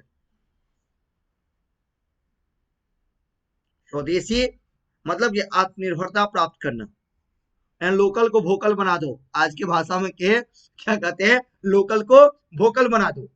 तो लोकल को वोकल बनाने की बात उन्होंने कहा। बाइकआउट फॉरेन गुड्स कहने का मतलब क्या था? विदेशी वस्तुओं का हम बहिष्कार करते हैं। इसका मतलब ये विदेशी वस्तु का बहिष्कार करेंगे तो स्वयं का उत्पादन करेंगे, यानी खुद के उत्पादन पर, स्वयं के उत्पादन पर उन्होंने बल दिया। जब खुद हम मैन्युफैक्चरिंग करते हैं, जो आज तक भारत में नहीं हो पाया, आज तक इंडिया एक संबल देश ही बन करके रह गया मेरे भाई। इन गांधी जी कहा करते थे आत्मनिर्भर बनो। उस समय की बात है, जो आज तक नहीं हो पाया। देश आजाद हो गया, हमारे नेता लोग कुछ नहीं किया का, देश को एक मैन्युफैक्चरिंग कंट्री के रूप में डेवलप नहीं किया। आज भी इसी कारण से हमारा देश आज भी विकासशील देशों के श्रेणी में ही खड़ा है, डेवलप्ड नहीं हो पाया, विकसित नहीं हो पाया। यही बात गांधी जी उस समय कहते थे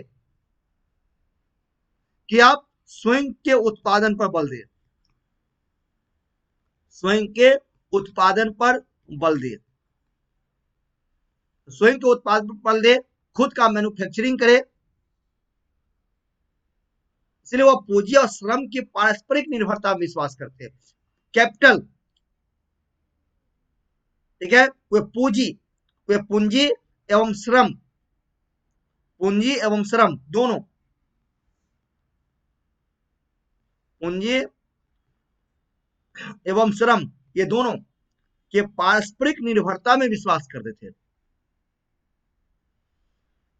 इसलिए वो कहते थे, गांधी जी कहते थे कि पूंजीपतियों को स्वयं श्रमिकों के न्यासी समझना चाहिए, यानी ट्रस्टी समझना चाहिए। उसको हम गांधी जी की ट्रस्टीशिप पॉलिसी के बारे में हम लोग पढ़ेंगे। आज यदि गांधी जी के विचारों को, गांधी जी के इन विचारों को सही अर्थों में लागू किया जाता, फ्लोर पर लाया जाता, तो हमारा देश निश्चित रूप से एक मैन्युफैक्चरिंग कंट्री के रूप में डेवलप्ड होता। हमारे यहाँ रोजगार की कोई कमी नहीं होती। आज हम इधर उधर भागते नहीं, गरीबी जिंदगी नहीं जीते, दूसरे देशों में नौकरी करने के लिए नहीं जाते। आज हम चाइना जाते, जापान जाते नौकरी ढूंढने के लिए, यूएस जाते नौकरी ढूंढने के लिए, फ्रांस जाते, जर्मनी जाते। क्यों जाते हैं भाई? क्योंकि हमारे देश में ऐसी सुविधाएं प्राप्त नहीं है। यदि इन बातों को स्टार्टिंग से ही भारत में लागू किया होता, भारत को एक मैन्युफैक्चरिंग कंट्री के रूप में डेवलप होता, क्या हुआ, आत्मनिर्भर हम बन गए होते और शोषण भी नहीं होता। केवल राजनीतिक रूप से नहीं, आर्थिक समानताएं भी आती, सामाजिक समानताएं भी आती है, आर्थिक विषमता कभी नहीं होता। आज के समय में देखो, मैं प्रैक्टिकली बात कर रहा हूँ, एक्चुअली बात कर रहा हूँ। आज के समय में सबसे बड़ी अभिशाप क्या है? गरीबी, आर्थिक विषमताएं। यदि आप आर्थिक रूप से कमजोर हो तो आपके कहीं पर महत्व नहीं। क्यों? आर्थिक विषमताएं हैं यहाँ। यदि आत्मनिर्भरता होता भारत में, स्टार्टिंग से मैन्युफैक्चरिंग कंट्री के रूप में भारत को डेवलप किया जाता, तो आज भी हम चाइना के समान, जापान के समान, अन्य देशों के समान हम विकसित देशों के श्रेणी में खड़े होते। आर्थिक विषमताएं नहीं होती, आत्मबल हमारे पास होता, जो नहीं है। कोई शोषण हमारा नहीं करता। जिसके पास पूंजी है आज भी हमारा एक्सप्लॉयटेशन कर रहा है, शोषण कर रहा है। इसी के बारे में गांधी जी कहते थे कि कैपिटलिस्ट लोगों को, यानी पूंजीपतियों को, पूंजीपतियों को स्वयं श्रमिकों का, स्वयं श्रमिकों का न्यासी समझना चाहिए। न्यासी यानी इसको इंग्लिश में हम लोग कहते हैं ट्रस्टीज। ट्रस्टीज समझना चाहिए। उल्टे आजकल श्रमिकों का शोषण ही होता है, एक्सप्लॉयटेशन ही होता है। अधिक से अधिक कम पैसा दे करके अधिक से अधिक काम करवा लो भैया। ठीक है, तो आज की बातें हैं। चले आगे। आप देखिए गांधी जी की महत्वपूर्ण बातें, सर्वोदय की बात करता हूं।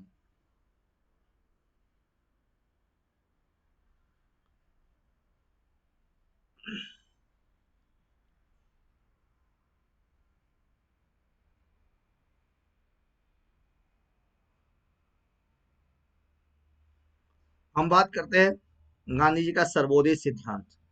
देखिए यहां पर है गांधी जी के सर्वोदय की अवधारणाएं। यहां से क्वेश्चन निश्चित रूप से काफी बार पूछा जा चुका है। और सर्वोदय पढ़ने से पहले फिर मैं आप लोगों से कहूंगा कि अनअकैडमी का सब्सक्रिप्शन ले, अनअकैडमी को आप लोग ज्वाइन कीजिए और आइकॉनिक ज्वाइन कीजिए। आप वन टाइम पेमेंट नहीं दे सकते हैं तो आपके लिए सबसे बड़ी सुविधा है कि आप मंथली पेमेंट करके आप अपने प्रिपरेशन को कंटिन्यू रख सकते हो। कितनी बड़ी आपको अपॉर्चुनिटी दे रहा है, स्टूडेंट के फेवर में कितना सोच रहा है अनअकैडमी कि फाइनेंशियल कारणों से कोई स्टूडेंट अपनी पढ़ाई नहीं छोड़े, यानी वो अपनी तैयारियों को नहीं छोड़े, क्योंकि उनके पास स्किल है, उस स्किल का प्रयोग वो राष्ट्र के निर्माण में करे। इसलिए सुविधाएं आपको अनअकैडमी ने दिया कि मंथली पेमेंट करके भी आप एडमिशन ले सकते हैं, सब्सक्रिप्शन ले सकते हैं। और सब्सक्रिप्शन ले, मेरा प्रोमो कोड अजीत झा का यूज निश्चित रूप से करें तो आपको 10% का डिस्काउंट प्राप्त होगा और मैं भी आपको वहां मिलूंगा। चले अब आगे गांधी जी का सर्वोदय का कंसेप्ट क्या था। सर्वोदय इस शब्द का अर्थ क्या होता है? पहले तो ये जाने कि सर्वोदय जो शब्द है, इस शब्द का मीनिंग होता है क्या। मैं हमेशा कहता हूं कोई भी विषय को पढ़ने से पहले यदि उसके अर्थ को हम जानते हैं, उसके शाब्दिक अर्थ को जान जाते हैं, तो आंसर अपने आप ही डेवलप हो जाता है, सारा क्वेश्चन क्लियर होता है। क्वेश्चन क्लियर बेटा कब होगा? जब उसके अर्थ को आप जानते हैं। जब उसके अर्थ को जानते हैं तो क्या होगा? सब कुछ जान जाते हैं। यदि सर्वोदय, सर्वोदय क्या जानना है? सर्वोदय शब्द का शाब्दिक अर्थ होता है सबका उन्नयन, सबका विकास। क्या होता है इसका? यानी सबका, सबका विकास। इसका अर्थ होता है सबका विकास। ठीक है, सबका विकास यानी उन्नयन।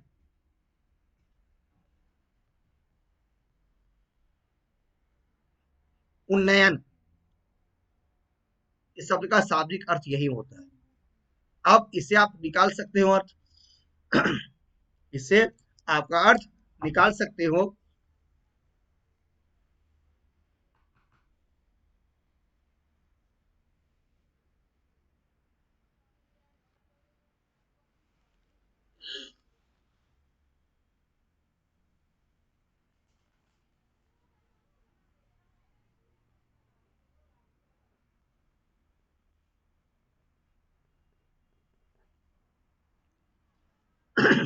ठीक है, तो आप देखिए गांधी जी का ये विचारधारा था सर्वोदय सॉरी यानी सबका विकास, यानी सबका उन्नयन।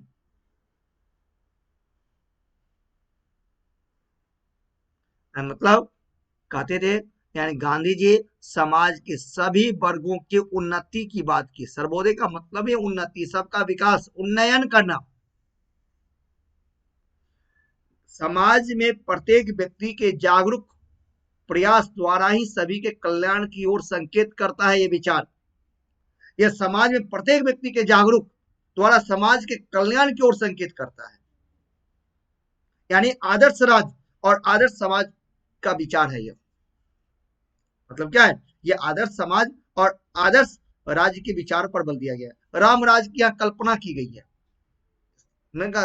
कहते थे ना, गांधी जी बात करते थे राम राज्य की बात करते थे। गांधी जी राम राज्य की बात करते, उनका सर्वोदय सिद्धांत ये राम राज्य का सिद्धांत है। राम राज्य की बात करते हैं मतलब क्या? जहां पर किसी का शोषण नहीं हो, सबका विकास हो, कोई भेदभाव नहीं हो। और इसके लिए गांधी जी, जॉन रस्किन की बुक है अनटू द लास्ट, इस बुक से वो गांधी जी काफी प्रभावित थे। इसलिए गांधी, मैंने कहा था, स्टार्टिंग में बताया था, गांधी जी जॉन रस्किन थोरो के विचारों से काफी प्रभावित थे। जॉन रस्किन की जो बुक है unto the last, unto the last में जॉन रस्किन ने इसी विचार को लिखा, इसी बात को में लिखा है। उन्होंने अपने आर्टिकल्स में क्या कहा? यानी सभी की उन्नति की बात किया है। ये गांधी जी ने उसको स्वीकार किया, माना।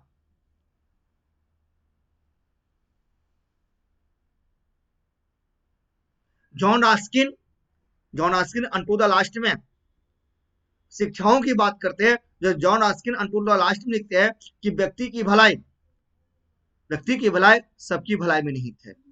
यही गांधी जी चाहते थे। मैंने क्या कहा था? गांधी जी के विचारों पर, के विचारधाराओं पर जॉन रस्किन का प्रभाव काफी अधिक दिखने को मिलता है। क्या कहा उन्हें? जॉन रस्किन ने क्या कहा कि व्यक्ति की भलाई, व्यक्ति की भलाई सबकी भलाई में निहित है। सेकेंड बात उन्हें कहता है, एक वकील के कार्य का मूल्य एक न्याय के कार्य के मूल्य के बराबर है। ठीक है, एक वकील के कार्य का मूल्य एक न्याय के कार्य के मूल्य के बराबर है। अतः सभी व्यक्ति को, सभी इंसानों को, सभी मानवों को जीविकोपार्जन का अधिकार है। जी हाँ, क्या कहते हैं कि अतः सबको जीविकोपार्जन का अधिकार प्राप्त है। सबके जीविका के साधन सम्मानित है। सबके अपने अपने जीविका के साधन क्या है? सम्मानित है। और इन्हीं विचारों से प्रभावित होकर के, जॉन रस्किन के विचारों से प्रभावित होकर के महात्मा गांधी ने सर्वोदय पर सबसे अधिक बल दिया।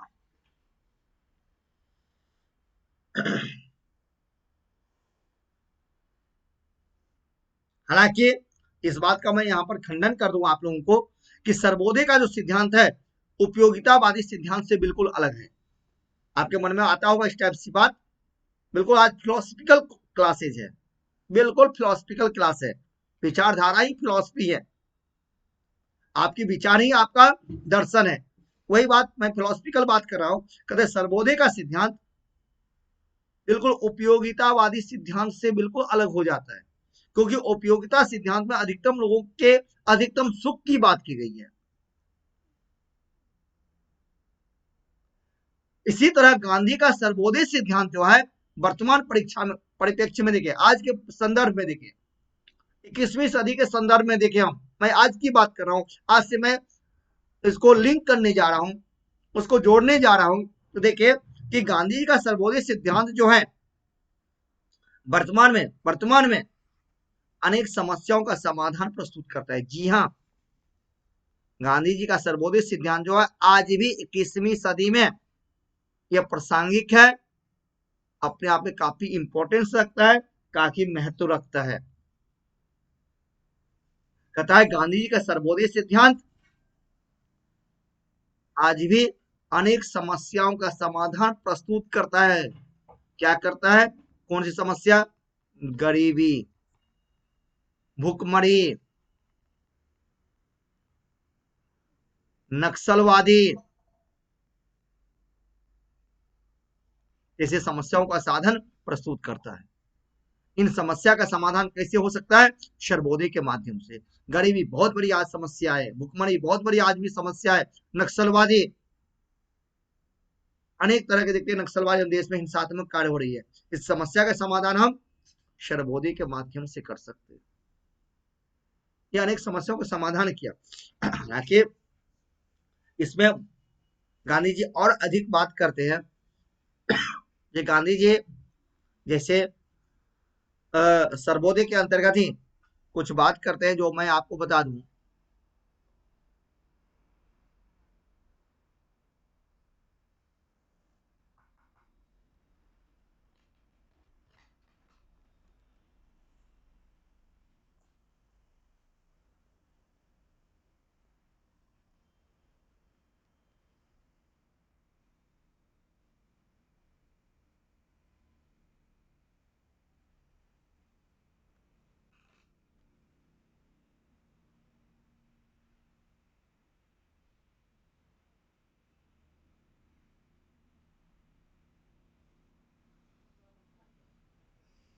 ठीक है, और गांधी जी इसमें मैंने क्या सर्वोदय के अंतर्गत जो मैंने अभी कहा था, गांधी जी अपने सर्वोदय के अंतर्गत किसकी बात किया?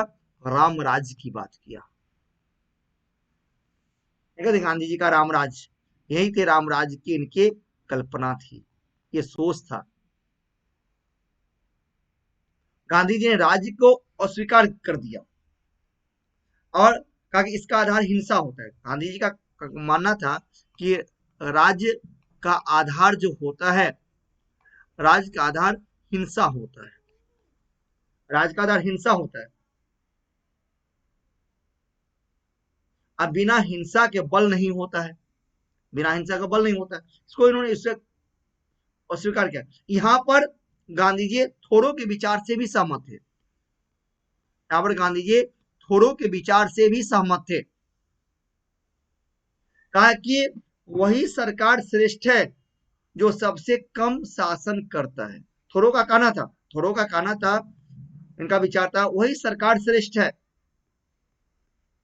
वही सरकार श्रेष्ठ है जो सबसे कम शासन करता है, सबसे कम शासन करता है, यानी वही सरकार श्रेष्ठ है तो सबसे कम शासन करती हो। इसलिए गांधी जी के लिए राज्य का प्रमुख कार्य, गांधी जी के लिए राज्य का प्रमुख कार्य सामाजिक व्यवहार को नियमित करना है। यानी राज्य का, इनका कहना था कि राज्य का प्रमुख कार्य गांधी जी के नजर में, राज्य का प्रमुख कार्य समाज को नियमित करना है, समाज को नियमित करना है, ये होना चाहिए। यानी सामाजिक व्यवहार को नियमित करे, सामाजिक कार्यों को नियमित करे। यानी कहने का मतलब है सामाजिक व्यवहार को वो राज्य नियमित करे। गांधी जी ने एक ऐसे राज्यविहीन समाज की कल्पना किया जो गांवों से मिलकर बना होगा। उन्होंने कहा कि गांधी जी ने कहा कि ऐसे राज्यविहीन समाज जो गांवों से मिलकर के बना हो, स्वैच्छिक सहयोग के आधार पर कार्य करे।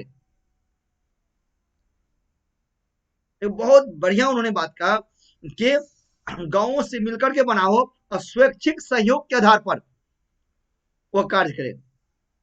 प्रत्येक गांव एक खुद अपने आप में गणतंत्र हो, प्रत्येक गांव एक गणतंत्र हो, एक पूर्ण शक्ति के साथ एक पंचायत होगा। यदि गणतंत्र होगा तो पूर्ण शक्ति के साथ एक पंचायत होगा। पंचायती राज की कल्पना की बात का इन्होंने यहीं पर किया है, रूट लेवल पर डेवलपमेंट की इन्होंने बात किया है। उन्होंने क्या कहा गांधी जी, उस बात को आप देखें।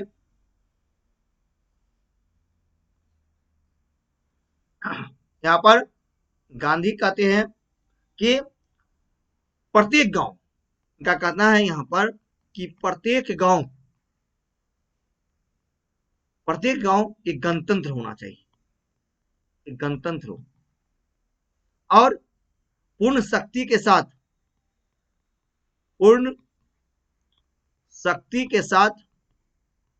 पंचायत हो। पंचायती राज की कल्पना इन्होंने कहा कि पंचायत यानी पंचायत ग्राम विकास के लिए, गांव के विकास के लिए पंचायत होना अनिवार्य है। अब पंचायत को पूर्ण शक्ति प्राप्त हो, पंचायत एक ऑटोनोमस होना चाहिए, जिसको अपने सभी सामाजिक आर्थिक योजनाओं को लागू करने में वह सक्षम हो। इस तरह की बात करें, इससे क्या होगा कि root level, grass root level की डेवलपमेंट की बात यहां पर गांधी जी करते हैं, ग्रास रूट लेवल की बात करते हैं।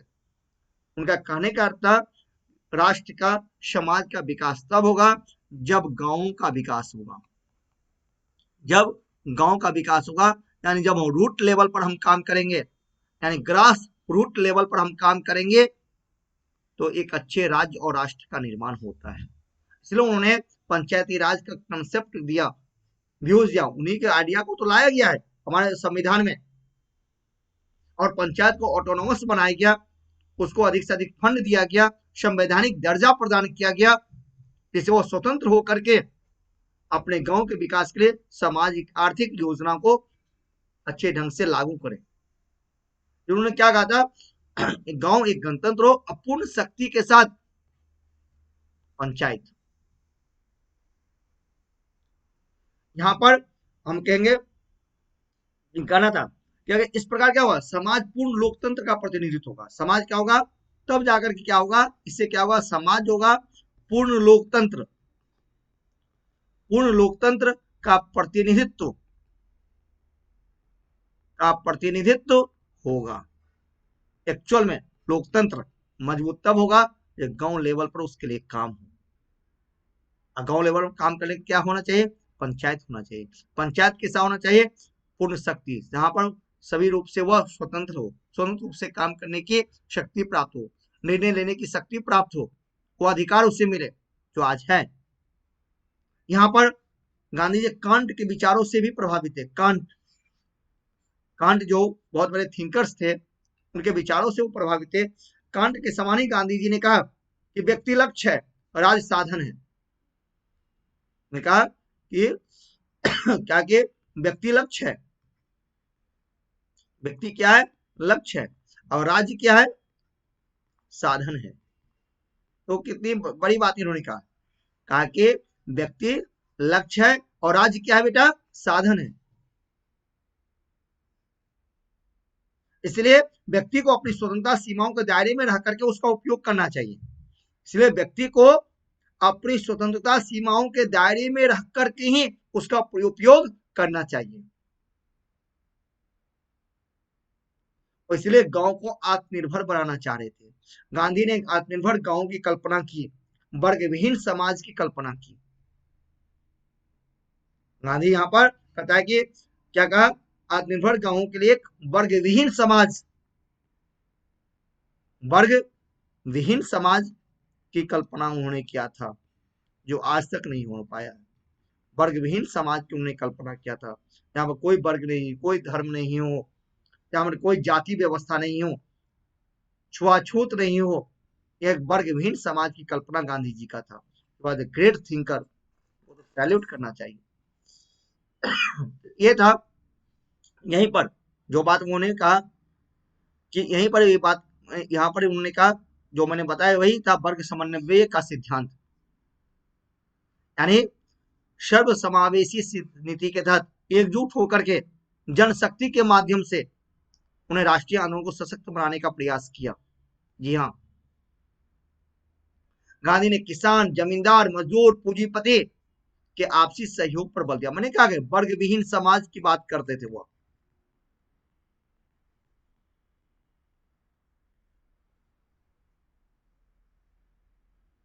जो कि कार्ल मार्क्स के वर्ग संघर्ष के सिद्धांत से बिल्कुल विपरीत है, अलग है। ओके, अब देखिए गांधी के सामाजिक सिद्धांत पर हम देखें। अब गांधी जी के सामाजिक सिद्धांत को देखते हैं।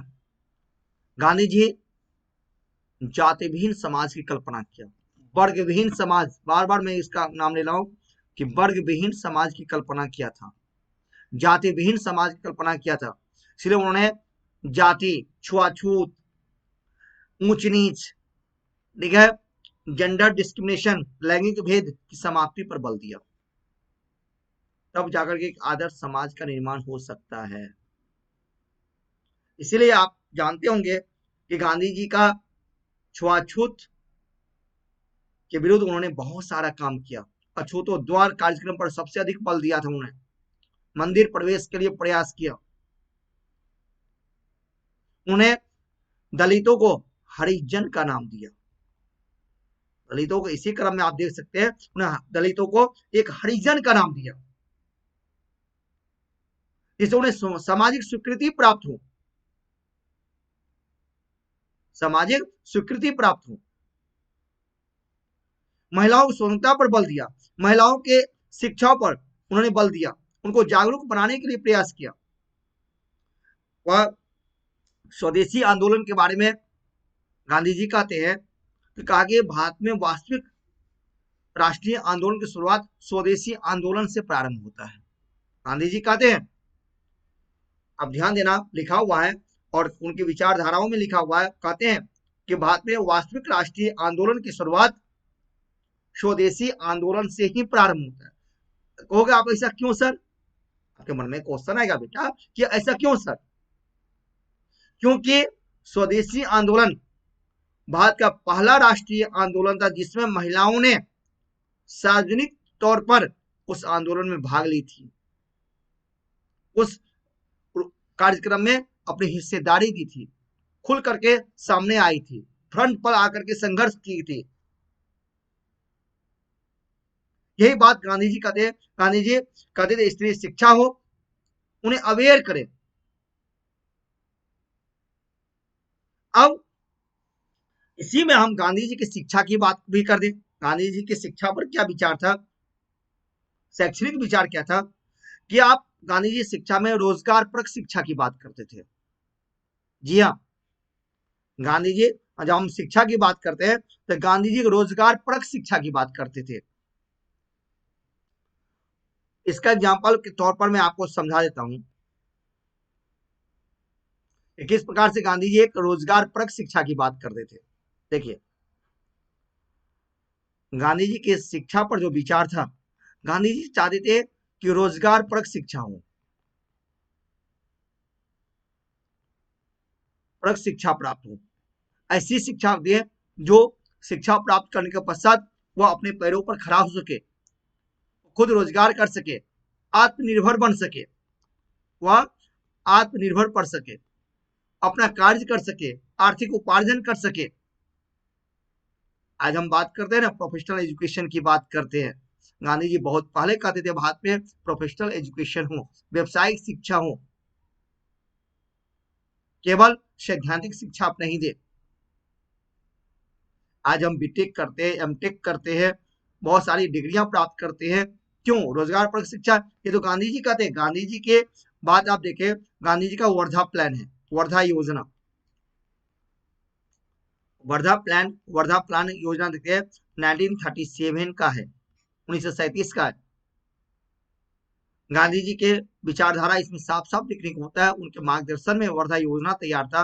उन्हें इस योजना में शिक्षा पर लिखते हैं कि रोजगार परक शिक्षा हो और आत्मनिर्भरता प्राप्त हो, और बच्चों को उसको मदर टंग में, बच्चों को उसको मातृभाषा में शिक्षा दे।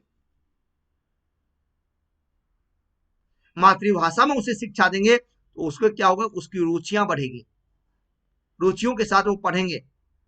व्यवसायिक शिक्षा की बात करते हैं। जी हाँ, यहाँ तक वर्धा योजना में आपने पढ़ा होगा, मैंने बताया भी था। इसमें गांधी जी अपने विचार में लिखते हैं और कहते हैं कि 7 से 14 वर्ष के बच्चों को फ्री एंड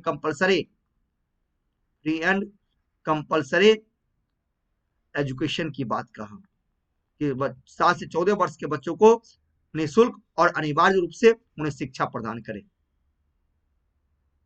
और उन्हें उस बच्चे को मातृभाषा में शिक्षा दे, उस बच्चे को रोजगार परक शिक्षा दे, व्यवहारिक शिक्षा दे, जिससे वह बच्चे आत्मनिर्भर बन सके, खुद पैरों पर खड़ा हो, आर्थिक उपार्जन कर सके। ये था इनका शिक्षा पर विचार गांधी जी का।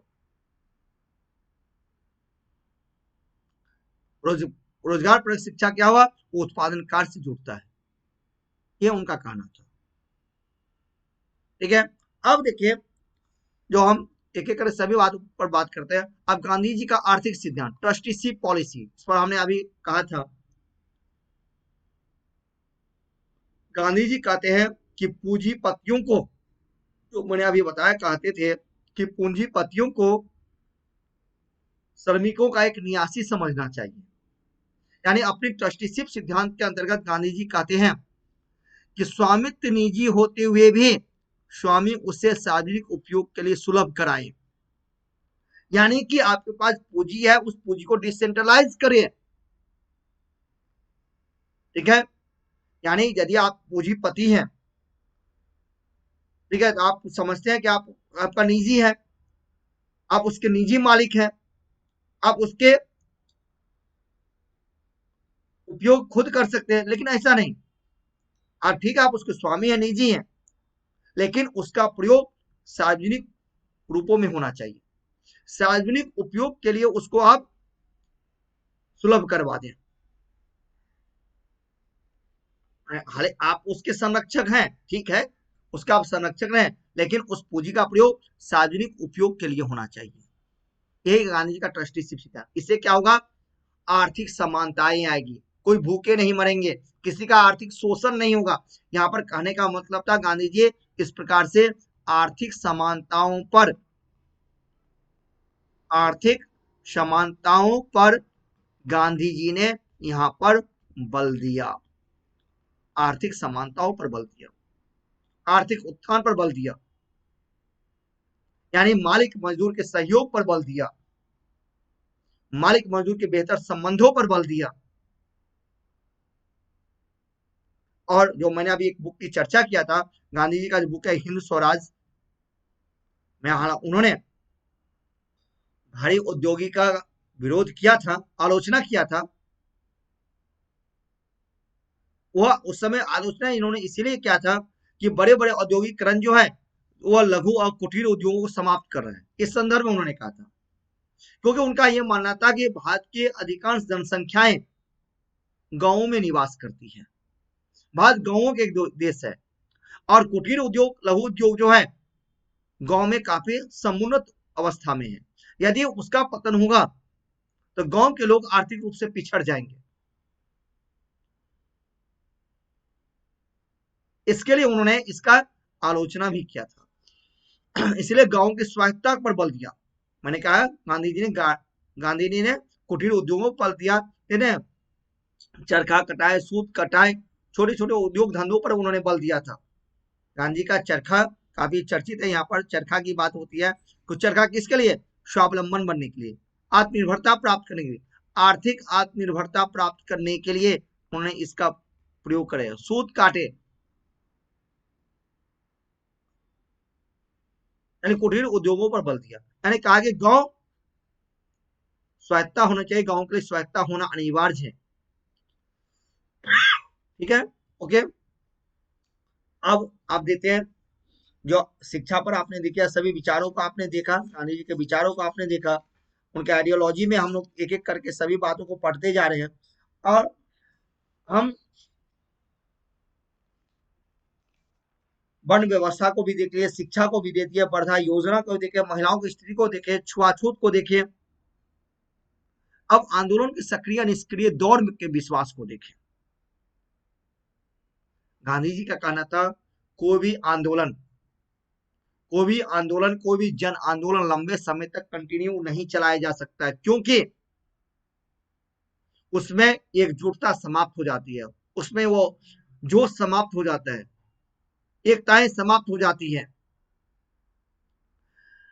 इसलिए वो कहते थे कोई भी जन आंदोलन को यदि सरकार के द्वारा दमन किया जा रहा है तो उसको दमन करने से पहले ही उस जन आंदोलन को आप वापस ले लें। इससे क्या होगा, आपकी विश्वसनीयता बनी रहेगी, संघर्ष बना रहेगा, आत्मशक्ति बना रहेगा, आत्मबल बना रहेगा। देखो, क्योंकि कहा गया आंदोलन के लिए एक नई ऊर्जा की आवश्यकता होती है, इसलिए ऊर्जा समाप्त होने से पहले ही उसको रोक देना चाहिए, या फिर पुनः एक नई ऊर्जा के साथ उसको लागू भी करें। ठीक है, जब आपके पास कोई आंदोलन नहीं हो, तो इसलिए इस दौर में उन्होंने क्या कहा, रचनात्मक कार्य पर बल दिया। गांधी जी ने कहा कि उस दौर में आप रचनात्मक कार्य कीजिए, जिससे क्या होगा, यदि कोई आंदोलन नहीं चला, आंदोलन स्थगित कर चुके हैं, उस दरमियान आप रचनात्मक कार्य या निष्क्रिय दौर में, इसलिए कहा निष्क्रिय दौर है वो, इसलिए गांधी जी निष्क्रिय दौर में भी विश्वास करते थे। जी बेटा, गांधी जी जो है वो निष्क्रिय दौर में भी विश्वास करते थे, क्योंकि निष्क्रिय दौर के दौरान एक रचनात्मक कार्य आप कर सकते हैं, क्रिएटिविटी आप में होना चाहिए। उस रचनात्मक कार्यों से क्या होगा कि जनताओं में, समाज में एक गतिशीलता बनी रहेगी। रचनात्मक कार्य के द्वारा ही, अब चुपचाप सो जाओगे, जाके घर में आप सो गए तो कोई रचनात्मक कार्य नहीं है, आप में गतिशीलता क्या होगा, आपका योगदान तो समाज और राष्ट्र, आप परिवार के लिए कुछ भी नहीं रहा। इसलिए उन्होंने कहा कि उस दौर में आप रचनात्मक कार्य में अपने आप को लगा दें, जिससे आप गतिशील होंगे, समाज गतिशील होगा, जनता गतिशील होगा, फिर पुनः एक नई ऊर्जा के साथ आंदोलन खड़ा करें। इसका सबसे बड़ा एग्जाम्पल गांधी जी का असहयोग आंदोलन में हमें देखने को प्राप्त होता है बेटा। असहयोग आंदोलन में आप इस बात को साफ साफ तौर पर देख सकते हैं। गांधी जी ने असहयोग आंदोलन को तब वापस लिया जब चौरी चौरा हत्याकांड हुआ था। तो आपने पढ़ा कि चौरी चौरा हत्याकांड में 22 पुलिसकर्मियों को जला दिया गया, 22 पुलिसकर्मी जल के मर गए। ठीक है, तो दमन होना था, इसलिए गांधी जी ने क्या किया, वापस ले लिया, उसके बाद बहुत सारे रचनात्मक कार्य में लग जाते हैं, जिसके कारण गांधी जी की काफी वहां पर आलोचना हुई थी। खुद नेहरू जी, सुभाष चंद्र बोस ने असहयोग आंदोलन को वापस लेने पर गांधी जी की काफी आलोचना किया। जी हाँ, इनका ये था, इसलिए गांधी जी सक्रिय और निष्क्रिय दोनों दौर में विश्वास करने वाले इंसान थे। ये उनके बहुत जबरदस्त ऊर्जावान विचार था, इसमें कोई दो मत नहीं है। वो कहा कोई भी आंदोलन लगातार हम नहीं चला सकते हैं, उसमें ऊर्जा समाप्त हो जाती है, संघर्ष करने की शक्ति समाप्त हो जाती है, दमन हो सकता है, उससे पूर्व ही हम तो नहीं वापस ले ले, ऊर्जा समाप्त नहीं होने, उससे पहले ले ले, और उस ऊर्जा को निष्क्रिय दौर है, कोई काम नहीं है, रचनात्मक कार्य करें, फिर हम नई ऊर्जा के साथ पुनः आंदोलन प्रारंभ करें। यही उस समय भी असहयोग आंदोलन के दौरान गांधी जी ने कहा था। आप देखिए गांधी जी की एक और रणनीति दबाव और समझौता की रणनीति थी। दबाव, समझौता, दबाव की रणनीति, दबाव, समझौता और दबाव की रणनीति। गांधी जी जन आंदोलन में विश्वास करते थे और जन आंदोलन के माध्यम से सरकार पर डाल करके उन्हें समझौते के लिए बाध्य करते थे, और जो मांगे बची रह जाए फिर उससे पुनः आंदोलन कर दबाव डालना गांधी जी के रणनीति का एक बहुत बड़ा ये हिस्सा माना गया था। बिल्कुल, अब उनके कार्यशैली को देखें कि जन आंदोलन के माध्यम से सरकार पर दबाव डाल करके उसे समझौते के लिए बाध्य करते थे, और जो मांगे बची रह जाती थी उसके लिए वह पुनः आंदोलन करके, पुनः दबाव डाल करके सरकार को बात मानने के लिए बाध्य करते थे। यही गांधी जी के रणनीति का बहुत बड़ा हिस्सा था। यानी इसी को गांधी जी का संघर्ष, विराम संघर्ष की रणनीति भी कहते हैं। सुनते होंगे आप लोग, इस टाइप से क्वेश्चन मेन में काफी बार पूछा गया है। ये मेंस एग्जाम के लिए, इंटरव्यू एग्जाम के लिए काफी उपयोगी साबित होगा। लोग इसको विश्लेषण नहीं कर पाते, इसलिए मैं अच्छे ढंग से आपको मेन के लिए बता रहा हूँ। जो आप इस बार जो स्टूडेंट मेन लिखने जा रहे हो के लिए और आगे भी जो देंगे उनके लिए काफी उपयोगी साबित होगा। गांधी जी के इसी नीति को क्या कहते हैं? संघर्ष, विराम संघर्ष की रणनीति भी कहते हैं। जी हाँ, संघर्ष, विराम संघर्ष की रणनीति भी कहते हैं। इसका स्पष्ट लक्षण गांधी के असहयोग और सविनय अवज्ञा आंदोलन के संदर्भ में आप देख सकते हैं। 1920-22 का असहयोग आंदोलन, 1930 से 34 का सविनय अवज्ञा आंदोलन के संदर्भ में आप देख सकते हैं।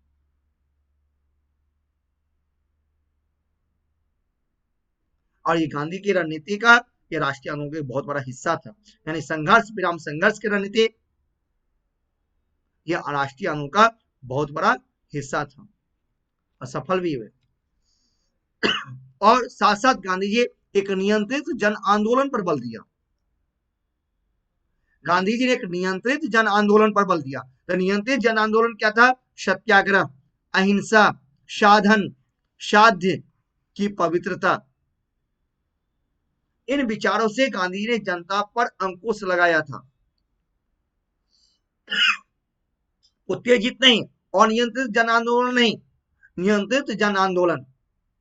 किसके माध्यम से? सत्याग्रह के माध्यम से, अहिंसा के माध्यम से, साधन के माध्यम से, साध्य की पवित्रता से, विचारों से, इन विचारों से जनता पर अंकुश लगाया था। जो आप देख सकते हैं, सभी आंदोलन में आप देख सकते हैं, चाहे गांधी जी का भारत में हो या दक्षिण अफ्रीका में हो।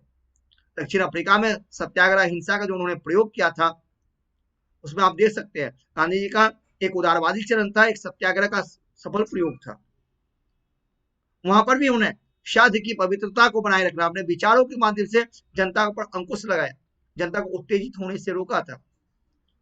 आप देखते हैं जब गांधी जी 1896 में कुछ समय के लिए, कुछ महीनों के लिए साउथ अफ्रीका से भारत आए थे, और फिर जैसे नटाल साउथ अफ्रीका से उनको फिर से बुलावा आया, तो दिसंबर 1896 में गांधी जी पुनः वापस चले गए। जब वहां पहुंचते साउथ अफ्रीका बंदरगाह पहुंचते हैं, तो लगभग 4000 यूरोपियंस ने गांधी जी को घेर लिया, उन पर हमला भी किया। लेकिन गांधी जी तो सत्याग्रह का प्रयोग कर रहे थे, अपने विचारों के माध्यम से अंकुश रखा और लोगों को भी अनियंत्रित होने से बचाया। वही प्रयोग गांधी जी भारत में भी किया, जिसका स्पष्ट लक्षण आप चंपारण सत्याग्रह, खेरा सत्याग्रह, अहमदाबाद मिल मजदूर आंदोलन के साथ साथ असहयोग आंदोलन, सविनय अवज्ञा, सभी में आप देख सकते हैं। क्योंकि उनका मानना था अनियंत्रित जन आंदोलन से क्या होगा? हिंसा होगा। इससे सभी वर्ग भाग नहीं लेंगे, लोग निराश हो जाएंगे, हतोत्साहित होंगे, और ब्रिटिश सरकार को, औपनिवेशिक सरकार को, भारतीयों को दमन करने का अवसर प्राप्त हो जाएगा। इससे हानि हमें है, इससे हानि हमें है। इसलिए वो ब्रिटिशर्स को किसी प्रकार से गलत कार्य करने का मौका नहीं देना चाह रहे थे, दमन करने का मौका नहीं देना चाह रहे थे, और इसी जन आंदोलन के माध्यम से जनता की भागीदारी को अधिक से अधिक बढ़ाना चाह रहे थे। हालांकि कुछ विरोधाभास है, बातचीत होती है आज भी, गांधी जी पर बहुत सारे विरोधाभास भी है, क्योंकि अपने अपने विचार हैं। कुछ लोग कहते हैं गांधी जी सिर्फ सैद्धांतिक बातों पर विश्वास करते थे, लेकिन मेरा मानना है गांधी जी व्यवहारिक रूप से कहते थे। उन्होंने क्या कहा था? कोई भी सिद्धांत, नीतियों को लागू करने से पहले उसको व्यवहार में लाएं, तब उस सिद्धांत को स्वीकार करने के लिए आप लोगों को प्रेरित करें। ये गांधी जी का था। हालांकि विरोधाभास तो सभी इंसान का होता है, उनमें भी था, लेकिन फिर भी विरोधाभास के विरुद्ध गांधी जी अपने लोकप्रियता बनाने में सफल रहे, क्योंकि लोकप्रियता का उनका आधार क्या था? वो सक्रिय निष्क्रिय दोनों गतिविधियों में विश्वास करते थे। लोकप्रियता कारण क्या था कि गांधी जी सक्रिय और निष्क्रिय दोनों स्थितियों में, दोनों परिस्थितियों में वो बिलीव करते थे, वो विश्वास करते थे। जी हाँ, यदि कोई निष्क्रिय है, कोई कार्य नहीं है, उस समय वो क्या करते? रचनात्मक कार्य। और रचनात्मक कार्य ही गांधी जी के लोकप्रियता को बनाए रखा, उनके जीवन शैली को बनाए रखा। ठीक है, अब ये उसी रचनात्मक कार्य पर मैं फोकस डाल दूं। देखें, हम देखते हैं रचनात्मक कार्य। रचनात्मक कार्य कहा कि वह एक ऐसा साधन है, रचनात्मक कार्य एक ऐसा साधन है जो जनता को जनता से जोड़ती है, जनता को जीवन शैली से जोड़ा जाता है। ठीक है, इसलिए उन्होंने रचनात्मक कार्य पर बल दिया। जनता को वो जनता से जोड़ता है, एक नई विचारधारा को जन्म देता है, समरसता जीवन की शैली को डेवलप करता है, इसलिए उन्होंने रचनात्मक कार्यों पर उन्हें बल दिया। इसीलिए गांधी जी वास्तविक अर्थों में वह वास्तविक जनता के प्रतिनिधि के रूप में सामने आए। और यही कारणों से आज भी गांधी जी के आइडियोलॉजी को, गांधी जी के विचारधाराओं को माना जाता है। आज भी उनकी विचारधाराएं प्रासंगिक है, आज भी उनका विचारधारा भारत में नहीं विश्व में एक अपना एक बहुत बड़ा महत्व रखता है। इसलिए उन्हें जनता ने ही, यही कारण है कि जनता ने उनको अपना नेतृत्व सौंप दिया। देखते हैं आप, चंपारण सत्याग्रह, खेरा सत्याग्रह और अहमदाबाद मिल मजदूर आंदोलन के पश्चात भारत के एकमात्र राष्ट्रीय सर्वमान्य नेता के रूप में, राष्ट्रीय नेता के रूप में वो सामने आते हैं। तो उनके कार्य करने की शैली, वेशभूषा, बोलचाल में वह जन साधारण साधनों का प्रयोग किया। यही कारण को वास्तविक प्रतिनिधि के रूप में सामने आए। वह आम जनताओं के लिए, वर्कर्स के लिए, किसानों के लिए अपना काम करना प्रारंभ किया था। इसीलिए जनता ने उनकी नीति को मानते हुए सहज ही अपना नेतृत्व उनको हाथों में सौंप दिया। खास करके रचनात्मक कार्यों में हम देखते हैं हिंदू मुस्लिम एकता पर बल दिया, छुआछूत को समाप्त करने पर बल दिया, जेंडर डिस्क्रिमिनेशन को समाप्त करने की बात कहा, प्राकृतिक चिकित्सा की बात क्या, और सबसे गांव के स्वायत्ता की बात क्या, कैसे होगा? ग्राम पंचायत के माध्यम से। यही कारण है कि इसी माध्यम से आंदोलन के निष्क्रिय दौर में भी गांधी जी जनता को गतिशील बनाए रखा।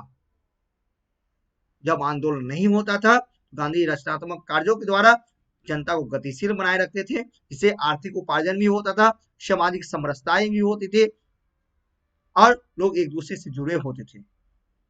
और यही रचनात्मक कार्य ने गांधी जी के विचारों को, उनके विचारधारा को जीवंत भी रखा है आज तक।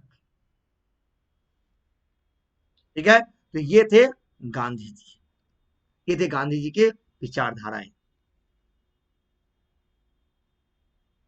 ठीक है, तो आज बस इतना ही दोस्त।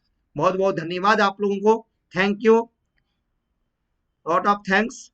आप सभी को मैं थैंक्स कहता हूं कि आप लोग 2 घंटे हमारे साथ सेशन में शामिल होते हैं, आपका हमें सपोर्ट प्राप्त होता है, सहयोग प्राप्त होता है, इसके लिए मैं धन्यवाद देता हूं कि, और मुझे बहुत अच्छा लगता है कि हमारे सेशन में आने वाले सारे स्टूडेंट्स काफी सिंसियर होते हैं, तो और बहुत अधिक खुशियां होती है मुझे।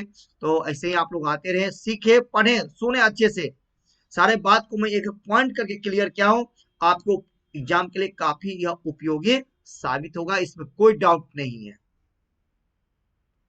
ठीक है, तो बहुत बहुत धन्यवाद। और फिर से मैं कहूंगा कि आप सब्सक्रिप्शन लें, अनअकैडमी ज्वाइन कीजिए, तब जाकर के बहुत अधिक लाभ प्राप्त होगा। और मैं कहूंगा आप आइकॉनिक ही ज्वाइन करें, तब आइकॉनिक ज्वाइन करते हो तो बहुत सारी सुविधा, एक्सपर्ट मिलेंगे, क्वेश्चन आंसर राइटिंग मिलेगा, हमेशा आपके साथ रहेंगे। आप वन टाइम नहीं, मंथली पेमेंट करके ही आप ज्वाइन करके तो देखो बेटा, मैं अपने अनुभव के आपको बता रहा हूँ, काफी आपको लाभ प्राप्त होगा। ठीक है, ओके, थैंक यू। फिर मिलते हैं कल इसी सेशन में 8 से 10 में। हमारा सेशन का टाइम होता है डेली 8 PM टू 10 PM में मैं फिर मिलूंगा आपसे। Okay, thanks.